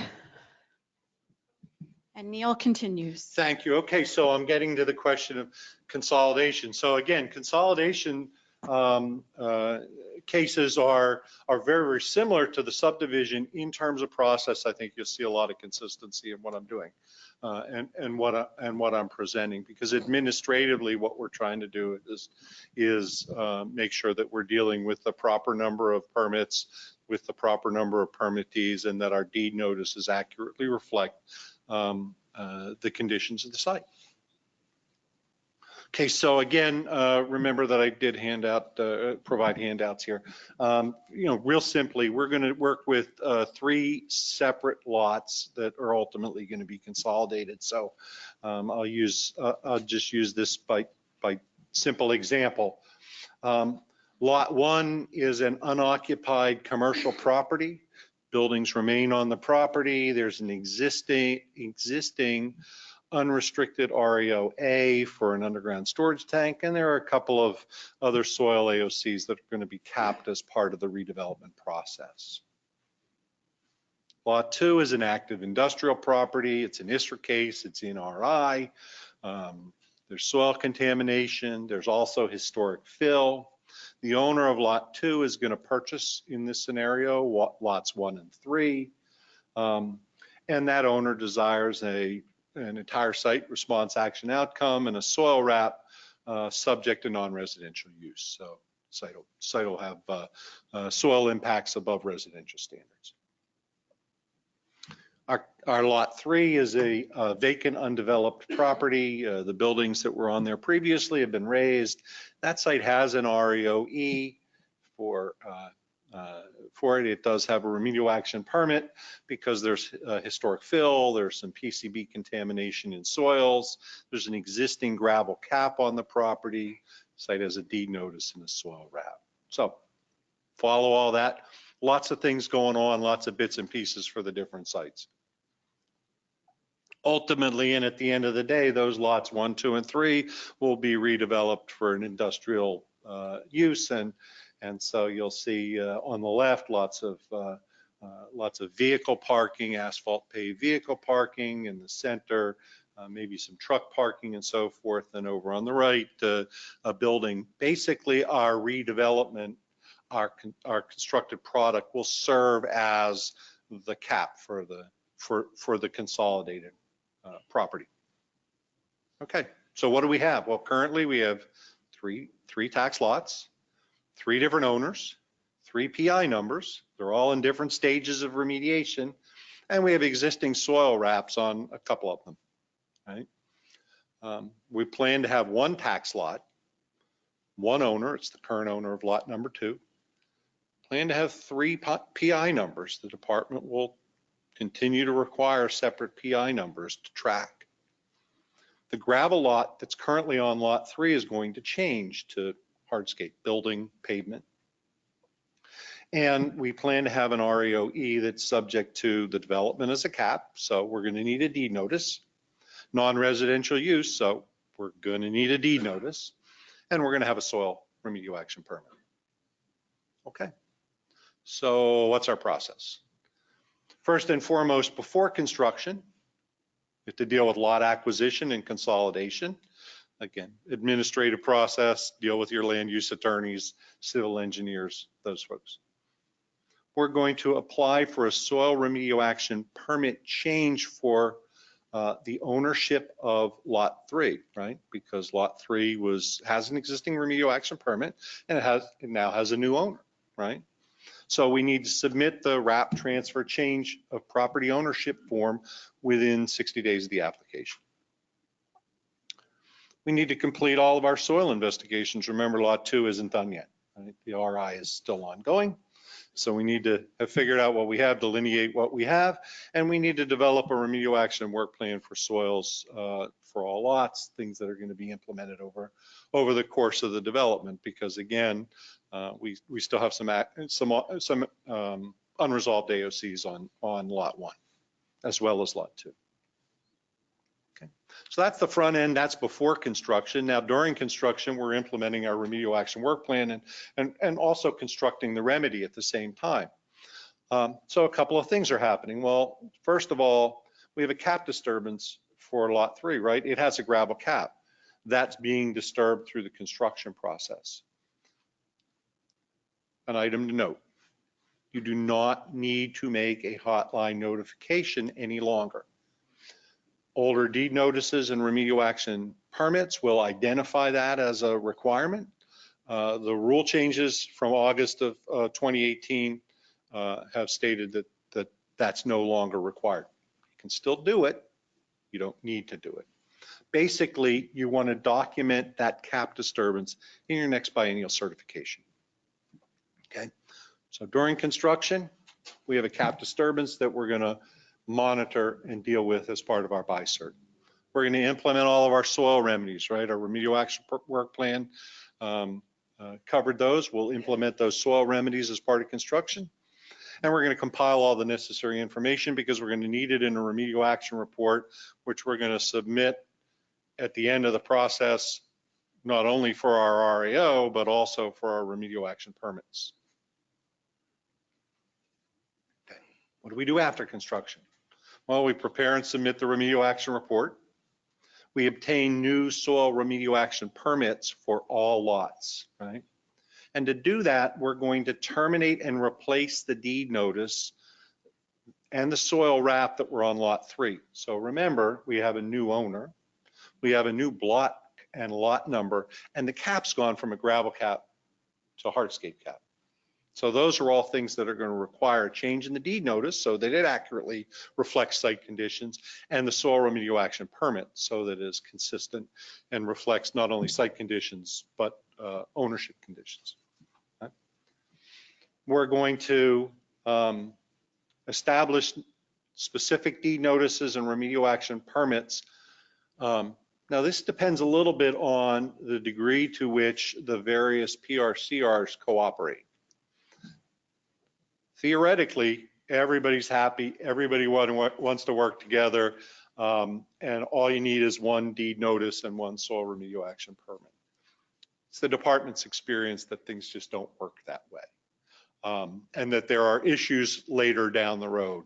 So that's a decision to be made ultimately, whether it still makes the most sense to keep 3 separate remedial action permits and 3 separate deed notices. Right? But you will need new deed notices for all the lots because, again, our remedy here is a cap. Okay. A little bit of emphasis to that prior point. Are the PRCRs cooperating? Well, you know, basically, if, you know, again, the department recommends keeping these separate, right? It simplifies dealing with co-permittees, who's a co-permittee for what portion of what part of what property. It simplifies compliance in the event that there are changes in some portion of the property, right? If something changes, now all of a sudden you need to modify a permit. You don't need to track everybody down and have them sign. You just have the appropriate PRCR and property owner do so. Protects others in the event one of the parties defaults or fails to comply. You're not exposed. And the nice thing is also it matches the remedial action permit with the original PI number. Okay. One would be allowed if everybody's cooperating. Okay. Okay.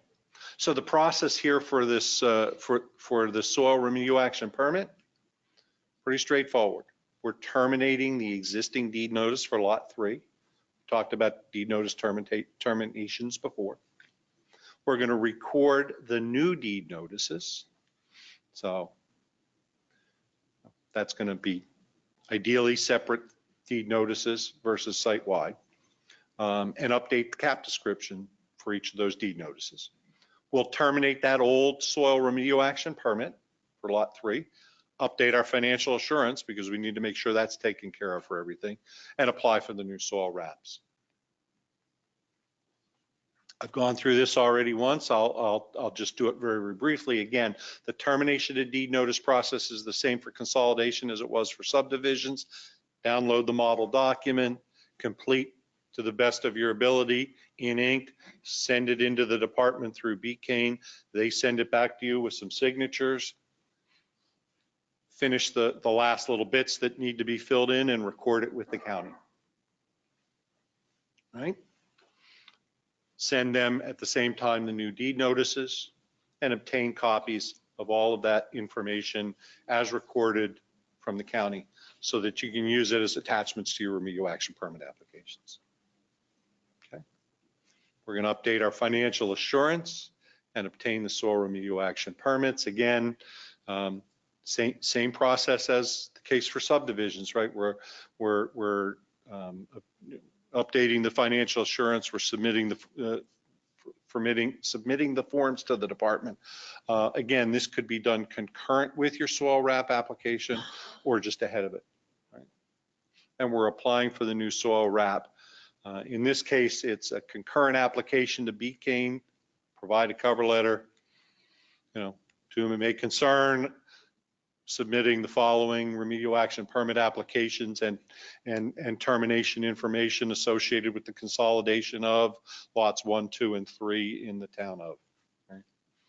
Concurrent applications, termination of the soil RAP for lot 3, the applications for the new soil RAPs, and the remediation cost review form. Termination process, very simple, right? RAP termination form, it's on the website. Copy of the deed notice termination document that you've received from the county and pay your fee. The new soil RAPs, it's again, an initial soil RAP application form, not a modification here. You can use addenda for the additional PRCRs if everybody's cooperating. Support documents are listed in section F, as Lynn showed you, kind of help you along as to what's needed to go along with these. Pay your fee. That's the process.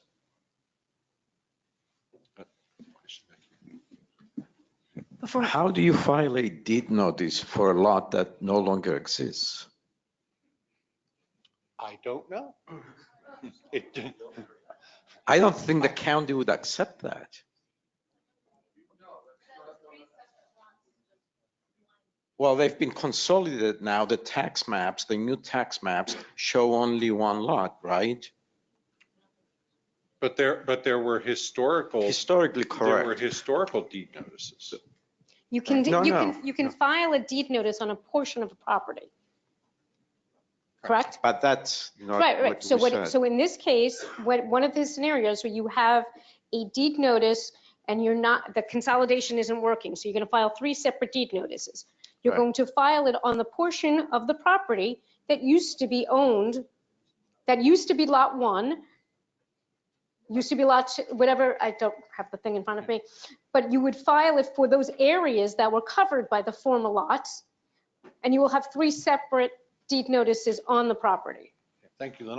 I thought you said, how do you find a deed notice for a lot that doesn't exist, which lost me. Yeah, absolutely. Remember, the deed notice includes the surveyed meets and bounds of whatever area of concern you're talking about, whether it's historic fill, which might be for, the entire old lot 1, or something else. So you can file that deed notice against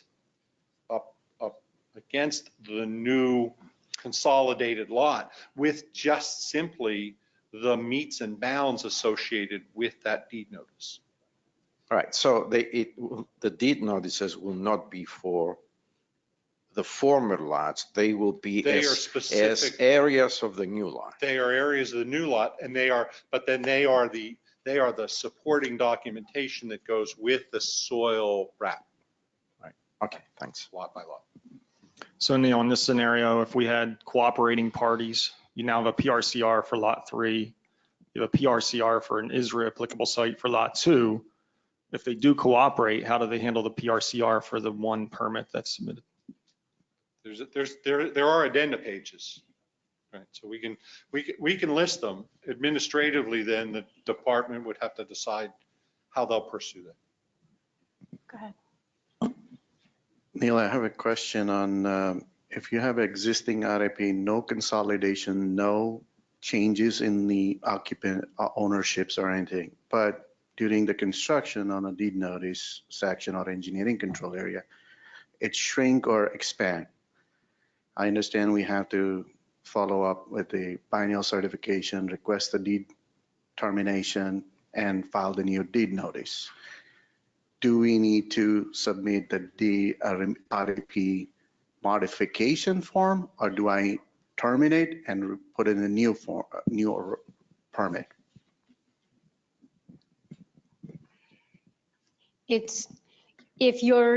We're talking here about subdivisions and consolidations. That is a change in your deed notice, your contaminated area. That's a modification to your permit because the deed notice that you have does not adequately address the area that you're talking about. So you would have to, if you need to expand your cap to include more, then you need to terminate your deed notice, file a new deed notice, and modify your permit with the revised deed notice. Okay, we're going to take quickly a couple of questions off the webinar. The first is a piggyback on that Chrome site question that was from we're just going to move past that and we'll respond to that later. Somebody's also interested in learning how you deal with Jersey City where lots are renumbered by the city. We'll deal with that later. It's not a subdivision. So we'll deal with that later. Our client has a commercial property with a site-wide deed notice soil RAP, which they are dividing into 4 separate condominium units, not separate lots. Do each condo unit require its own deed notice / RAP, or does that only apply if it is subdivided into new lots? It only applies if it's subdivided into new lots. If it's the same property owner and the same operator, it stays as one permit, nothing changes. Okay, and then last question we'll take. In Neil's example, the time frame for disturbing the existing cap and completing the construction can be extensive. If correct, the revised deed notice cannot be submitted until the construction is completed, correct? Seems there are interim steps with the deed notice filings. That's correct. It cannot be completed until the construction is completed. Okay, and we're gonna wrap up for that. And our next presenters, thank you, Neil. Thank you. Our next presenters today are Chris Blake and Mark Fisher. Oh, for God's sake. How are you guys advancing slides? Yeah, I think I'll do it. Okay. So Chris and I are going to tag team this a little bit. We were advised not to do the point counterpoint approach just because I don't think Chris wanted to be the Jane Curtin character. So I tried. It's good. All right, let's go. First question has to do with delineation. Can modeling interpolation be used to delineate horizontally and vertically in the RAR and the RAP application?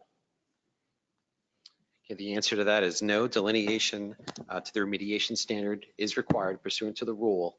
The purpose of the policy statement is to relax that rule so that you can model and interpolate to delineate in order to meet your RI deadline. But after that rule comes back into play during the remedial action phase when you are submitting your documents, your RAR and your RAP application. So this is a pretty common deficiency with RAP applications.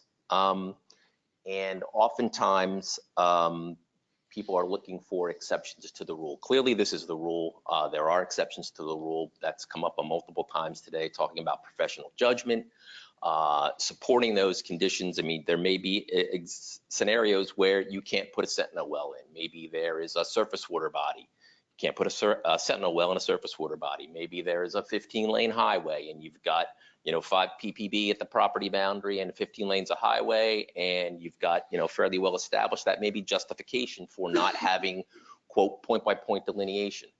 Those are things that you're going to need to explain in your RAR and in your permit application. Use section K. Next question. This is sort of a little bit of a mini case scenario. 4 wells were installed on site. 2 wells are located in the former discharge area and contain VOCs in excess of the groundwater quality standards, and they indicate a decreasing trend. The other 2 wells are installed down gradient and are clean. Is my plume delineated enough to apply for a permit application? And the answer is no. The groundwater plume is only delineated in the down gradient direction, and it's not clearly defined in all directions. Additional sampling would need to be performed side gradient, up gradient. You could have receptors in the area, vapor intrusion receptors. And it's very important for that plume boundary to be defined in order to properly evaluate those receptors in terms of trigger distances. So everything really pretty much needs to be delineated to standard in all directions. And again, that is the rule. There always are exceptions. Again, when those exception scenarios come up, your ability to define what those issues are, why it's appropriate to vary from that requirement needs to be really clearly explained. You may be able to use some temporary points. There are scenarios where that is appropriate. There may be situations where you need reproducible data points. You're going to have to evaluate that on a case-by-case basis. Whether or not you really need an upgradient well, that may be a judgment call in terms of what the site conditions dictate. The one thing I would also say is, there are a lot of older sites now that are coming through the process, and there are a lot of old DEP letters that are out there, and there's oftentimes a desire to want to rely upon something that was done 10 years ago as part of pre-SARA. Just be mindful of those previous approvals and what the current requirements are. There again are always extenuating circumstances, but if you're going to come in with a variance, you need to document your variance in your RAR, and you need to clearly explain it in your permit application. So again, there's the rule and then there's the exceptions, but make sure you are being very clear about what your multiple lines of evidence are and what you're using to support your professional judgment in that scenario.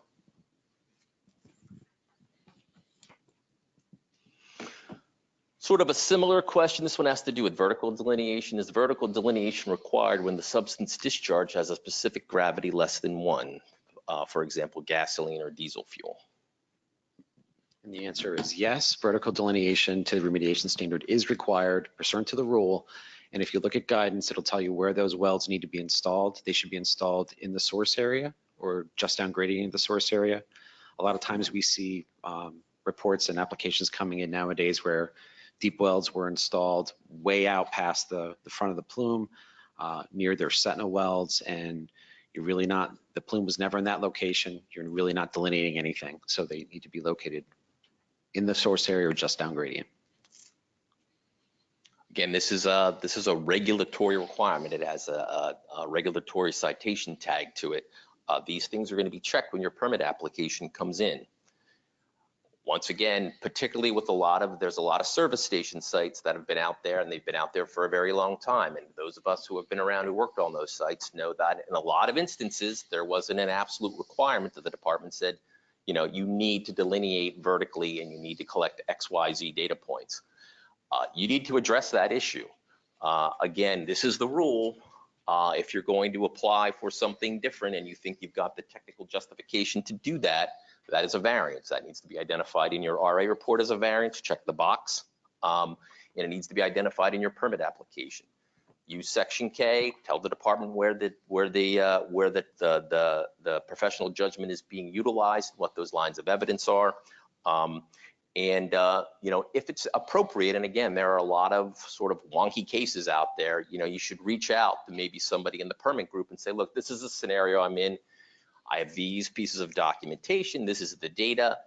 This is where I want to go with this, and know that maybe you can get an answer up front that may be helpful. Also know that in scenarios like this, sometimes too, there's going to be a support group that may get pulled in.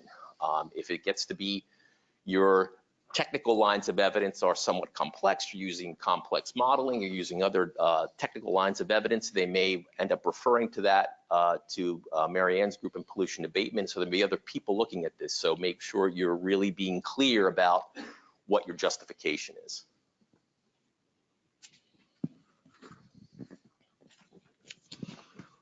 We talked a lot about M&A today. This question has to do with that type of scenario.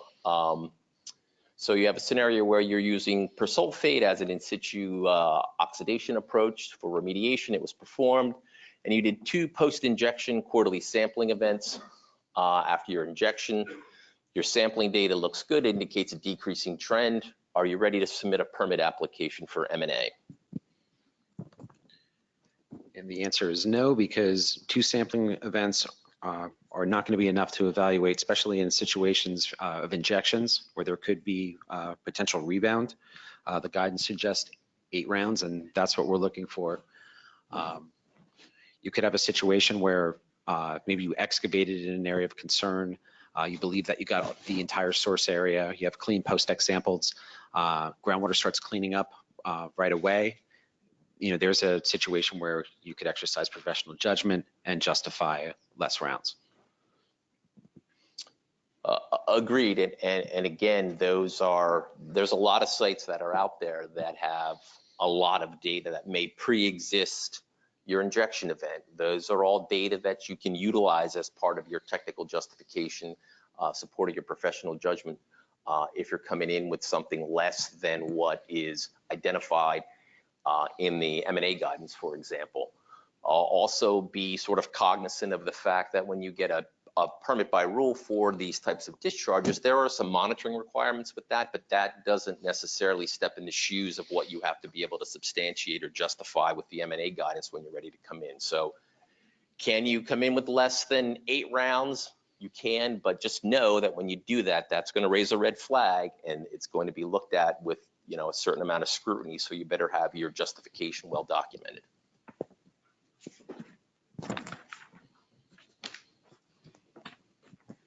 This question has to do with your groundwater monitoring plan when you're coming in for a groundwater RAP. Your monitoring plan was included with the RAP application for M&A, and it includes 2 plume wells and 2 sentinel wells.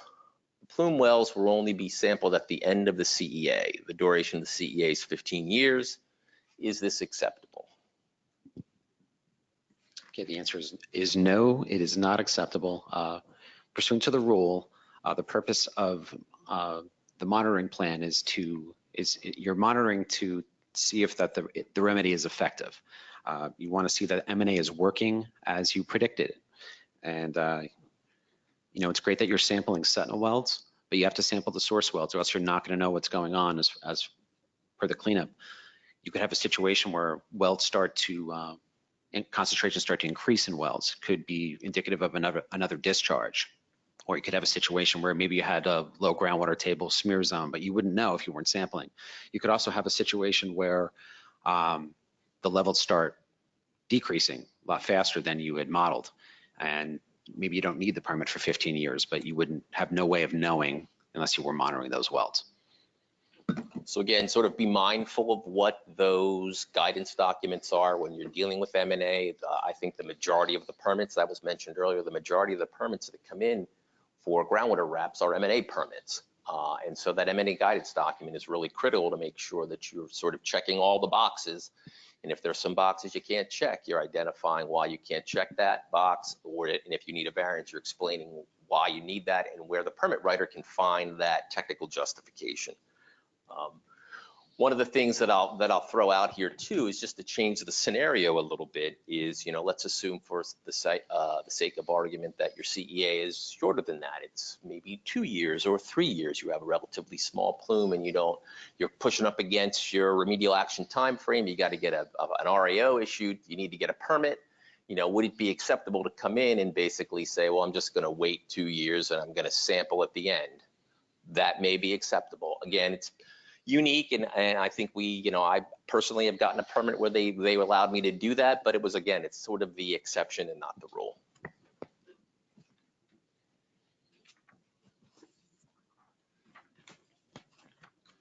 This question has to do with a change in remedial action after your RAP is issued. And the question is, can you obtain a permit by rule for injections after an M&A RAP has been issued?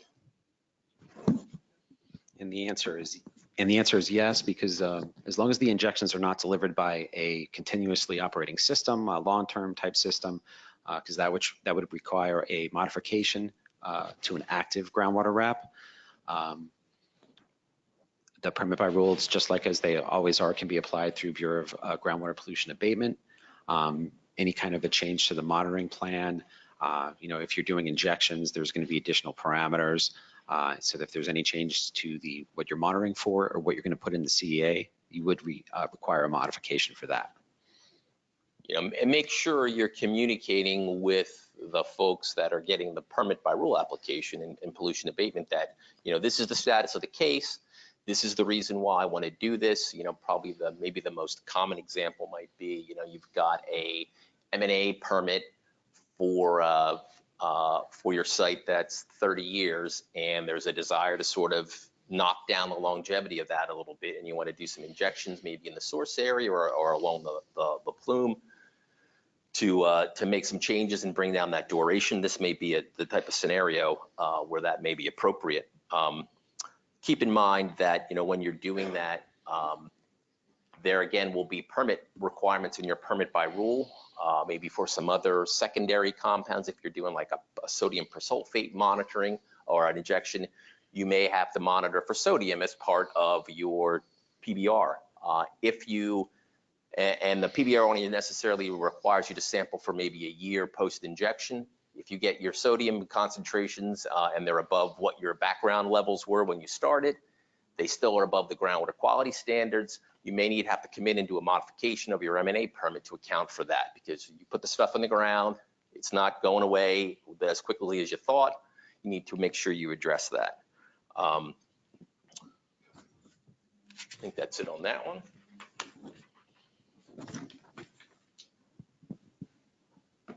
This question has to do with sites with multiple groundwater wraps. The question is, when would more than one groundwater remedial action permit be required at a single site? For example, if there's more than one plume. All right, so if you have, sites that have plumes from different discharges in different locations of the site, we would like to see more than one CA, more than one RAP. Obviously, a lot of times we're dealing with gas stations. You got discharges from diesel tanks, gasoline tanks. We kind of throw everything together into one plume. But you could have a site where you've got solvents discharged in one area.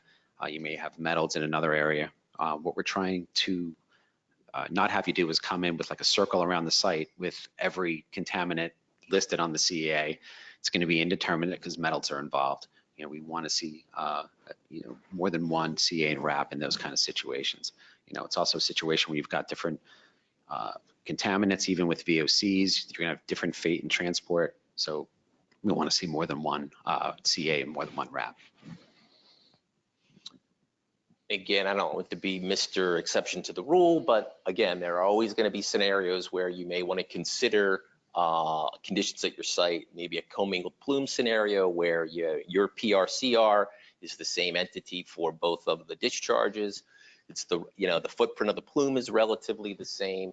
It may make sense in that scenario, as Chris explained, to come in and suggest that you use one permit application and one RAP for that. Again, I would suggest if you're thinking about doing something like that, recognize that that's the department's desire. That's going to be their default when they look at the application. So you may want to talk to somebody before you make the submission to make sure that that's going to fly. Next.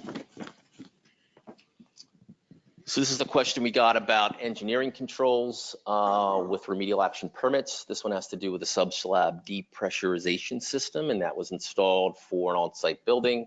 The question is this considered an engineering control? And if so, will this make the M&A groundwater RAP an active permit?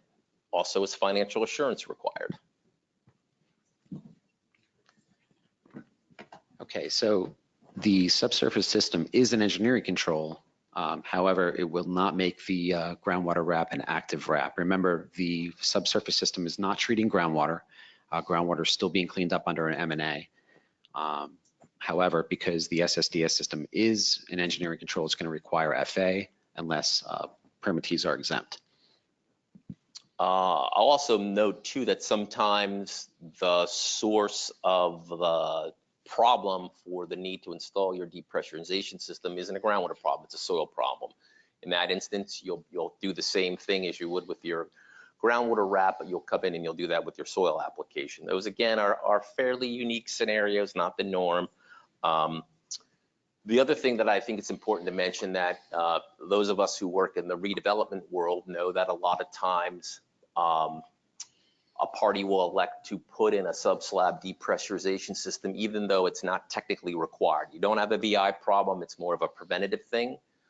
The department does not want you to include those systems in your permit applications. That just creates unnecessary tracking, and it's not required. They don't really want to know about it.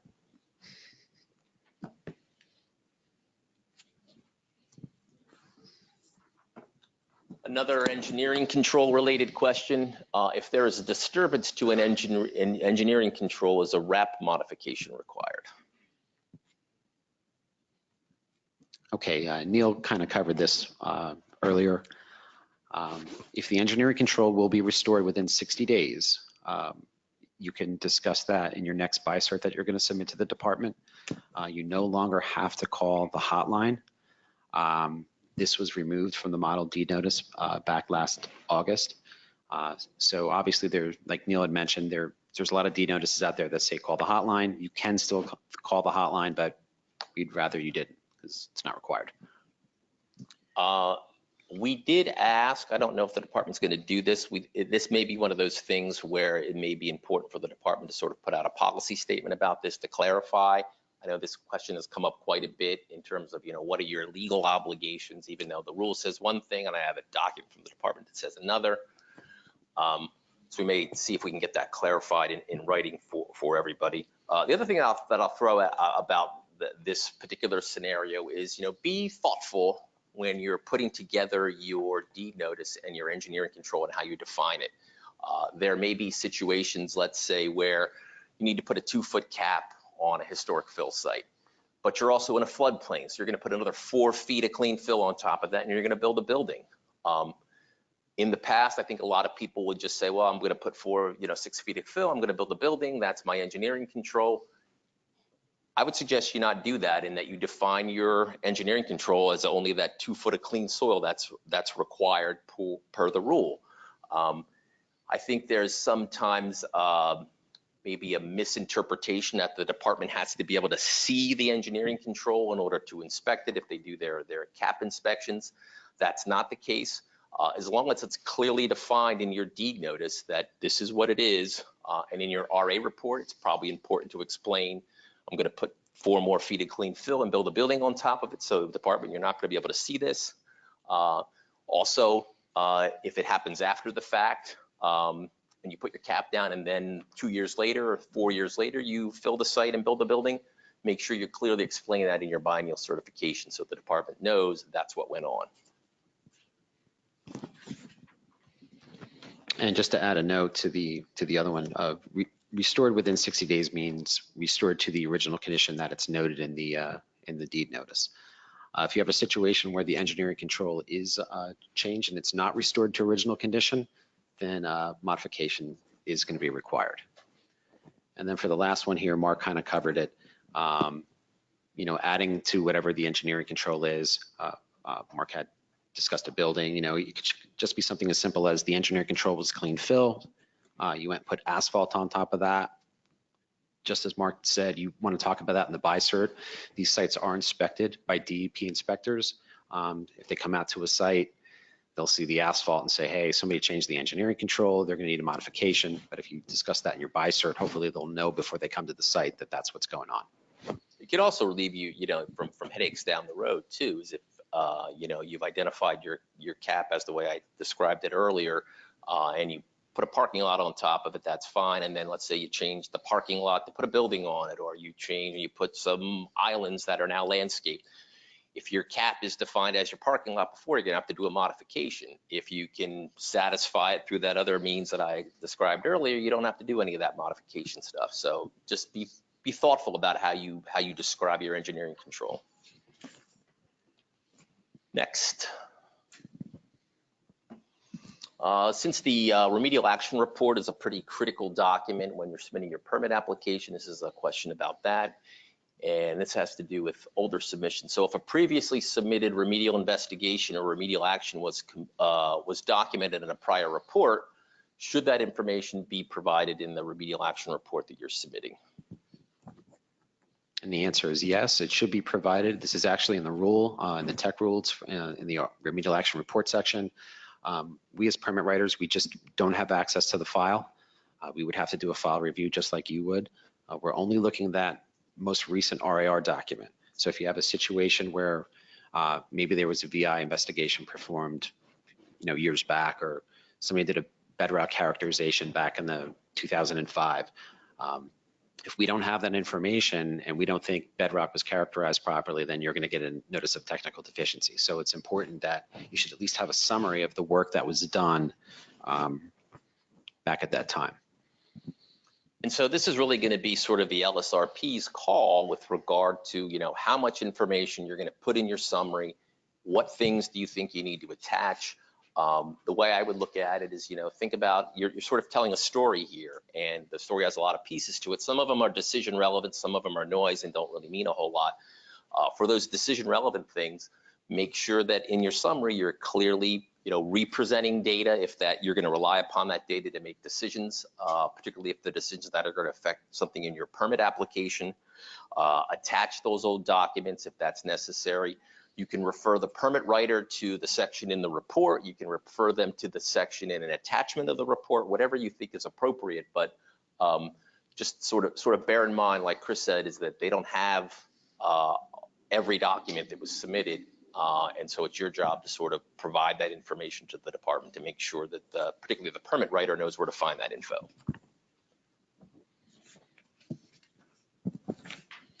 It's a quick property sale question. If a permit application is submitted and then the sale of the property occurs prior to the issuance of the permit, does a transfer change of property ownership application need to be submitted?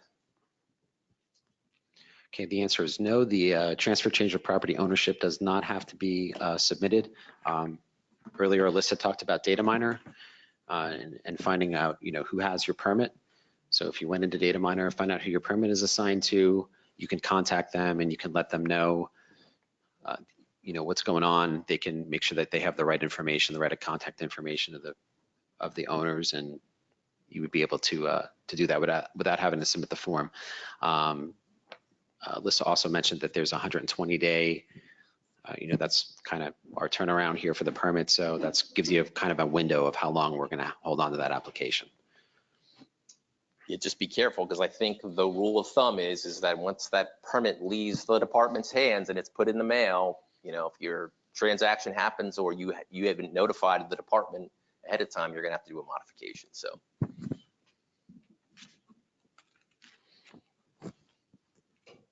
Another sort of property sale subdivision related question: in a scenario where the PRCR that maintains responsibility for the soil RAP no longer owns the property and the property owner chooses to sell or subdivide the property, what is the PRCR's obligation in that scenario?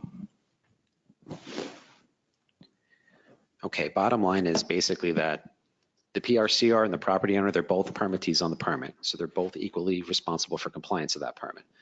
So any kind of forms that are going to be submitted, terminating deed notices, filing new deed notices, everybody should be involved. The old forms, specifically the old transfer change form, did not require everyone's signature on it. All the forms now require everyone's signature, including the ELLSRP.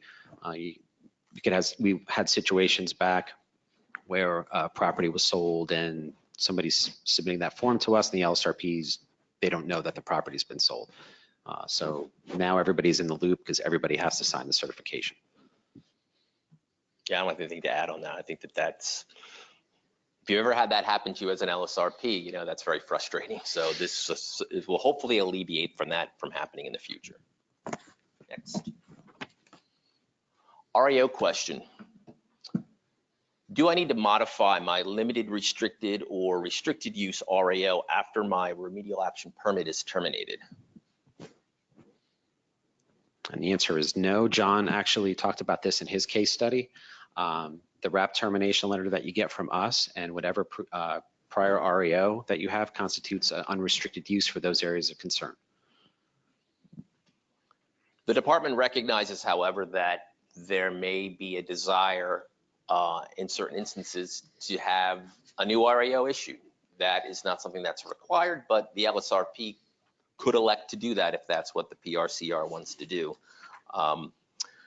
Keep in mind that if you do elect to do this, if you're going to change the status of the REO from a restricted or limited restricted use to unrestricted use, make sure that if you have a soil and a groundwater permit, that both of those permits have been terminated as if that's appropriate, and that your whatever modification or reissuance of your REO meets with what the conditions of the site are.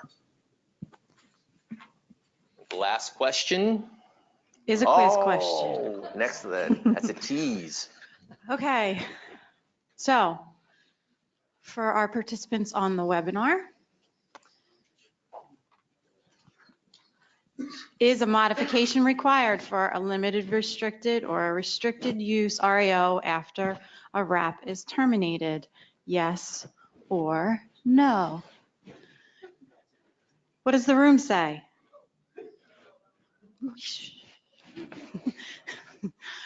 Okay, so while I have you all as captive, please, if you're here for continuing education credits, please sign out.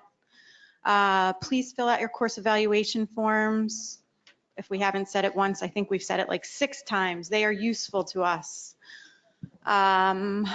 We've mentioned upcoming training. I'm trying to think. This is a hard minute to fill. We do have another slide. I tell don't a do joke. stand up like Atwood, so I can't really stand here and joke with you all. You can shave your head. Shave my head? I did, Mark. Thanks Oh, that's for right. pointing that out. You're welcome. So did Atwood, actually, for anybody who's listening. All right, we're We're good. out. Last question. We kind of already touched on this question before. So how can I simply switch the person with primary responsibility for permit compliance from one existing co-permittee to another existing co-permittee? Does this require a permit modification? No, we've got this new form and it's free. Every once in a while, you get a freebie. That's all you get today. I think that's it. Are we doing any questions or what do we? We have 5 questions on the webinar. Do we have any questions in the room? One taker in the back. The question about the multiple plumes, the answer was that multiple permits are required. Is that a hard-coded requirement in the rule, or is it the department's recommended action? It's not really covered in the rule, but it just makes sense for the process to be able to, if you've got, like a situation that I think I explained, when you have chlorinateds on one side of the site and then you have metals on another side of the site, you don't want to be combining those plumes with clean groundwater in the middle, making an indeterminate CA. All right, one more question in the room. Very quick piggyback on that. If you have a long plume and the upgradient half is an active system and the tail is MNA, is that 2 permits? Can you repeat that again? If you have a long plume and you have a recovery system, say midpoint in the plume, an active system, and that there is the tail of the plume is left not being basically with an MNA, is that 2 separate permits? I mean, I think it should be one active because at one point the whole thing is going to be M&A. I mean, if you had depending on the length of this plume. But you could include your monitoring Yeah. as part of your permit application. You say, well, the front half is this, so you got an active permit for that, but the back half is M&A. So here's my monitoring plan for the whole site. And then I think Chris said at some point, when you shut off the system, you can go all M&A. But I think it's 1 permit. Yeah, it's 1 permit. You'd have 1 CA for that. We wouldn't want to give you 2 permits for that. Okay, questions from the webinar. Some counties no longer provide book and page numbers, but now issue an instrument number. Do new forms account for this? Yes, they do, according to Lynn Mitchell. Can you submit a groundwater RAP with enhanced MNA and parenthetical injections? I mean, I don't think so. Yeah. I think that's an active permit. Yeah, and if you're, not that it's rule, I don't want to say rule of thumb, but you want to try to do your injections before you come in with your RAP application. I mean, Mark talked about it before. You get a situation with an M&A and it's going to go on for this many years, and you want to kind of shorten that up for your client, and you want to go out and do some injections. But generally speaking, we'd like to see the injections done before the RAP application comes in. So keep in mind, again, and Lynn reminded us several times today, this is sort of a forms forum. So I think one of the things that the stakeholder group is going to do is we're going to go back and we're going to look at the permit guidance documents, and we're going to make changes to those, and then we're going to come back and have a technical session where we can get into the weeds with all this type of stuff. But particularly we know that, and that question came up a couple of times as we were going through this process, that as we're pushing up against these remedial action timeframes, regulatory mandatory timeframes, there's going to have to be a little creativity on both sides of the fence in terms of how to get those sites in compliance. The next question asks about not doing 8 quarters of post-injection sampling to document a decreasing trends is a variance, isn't it? The question is, isn't it a deviation from guidance? Yes, it is a deviation from guidance. You would document it as part of your professional judgment.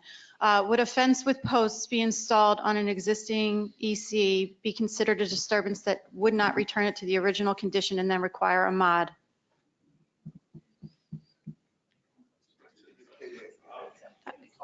Maybe you need to talk to your permit coordinator, or that might be a question to call in. We'll get in touch with you about. Yeah. Should the hotline be called if an EC was disturbed and was restored after the 60 days without any changes? The answer to that is no. It's with, And it depends on how long after the 60 days. And again, this sounds like a case-by-case issue that perhaps will be answered off the webinar. And the last question we're going to take for today and then wrap up is, if monitoring wells associated with a RAP were abandoned as a part of site reconstruction activities and then replacement wells installed, can the biennial certification form be used to report the replacements, or is a modification required? if you are going to replace those welds in the exact locations, you do not have to do a modification. However, if you were going to move a well significantly away from its original location because of that construction, or if there was a well that cleaned up, you didn't want to monitor anymore, then you would have to do a modification. But if you're just replacing welds, you can talk about that in the bi-cert, as long as they're back in their original locations. Just to clarify the question with this 60 days, if we're talking 61 days, that's not the issue. If it is a long-term disturbance, then yes, you have to modify your permit. Okay, that wraps us up for today. Thank you, everybody who's on the webinar, and to the presenters and to the people in the room for coming. If you have any questions, we'll be here for a little while to take questions.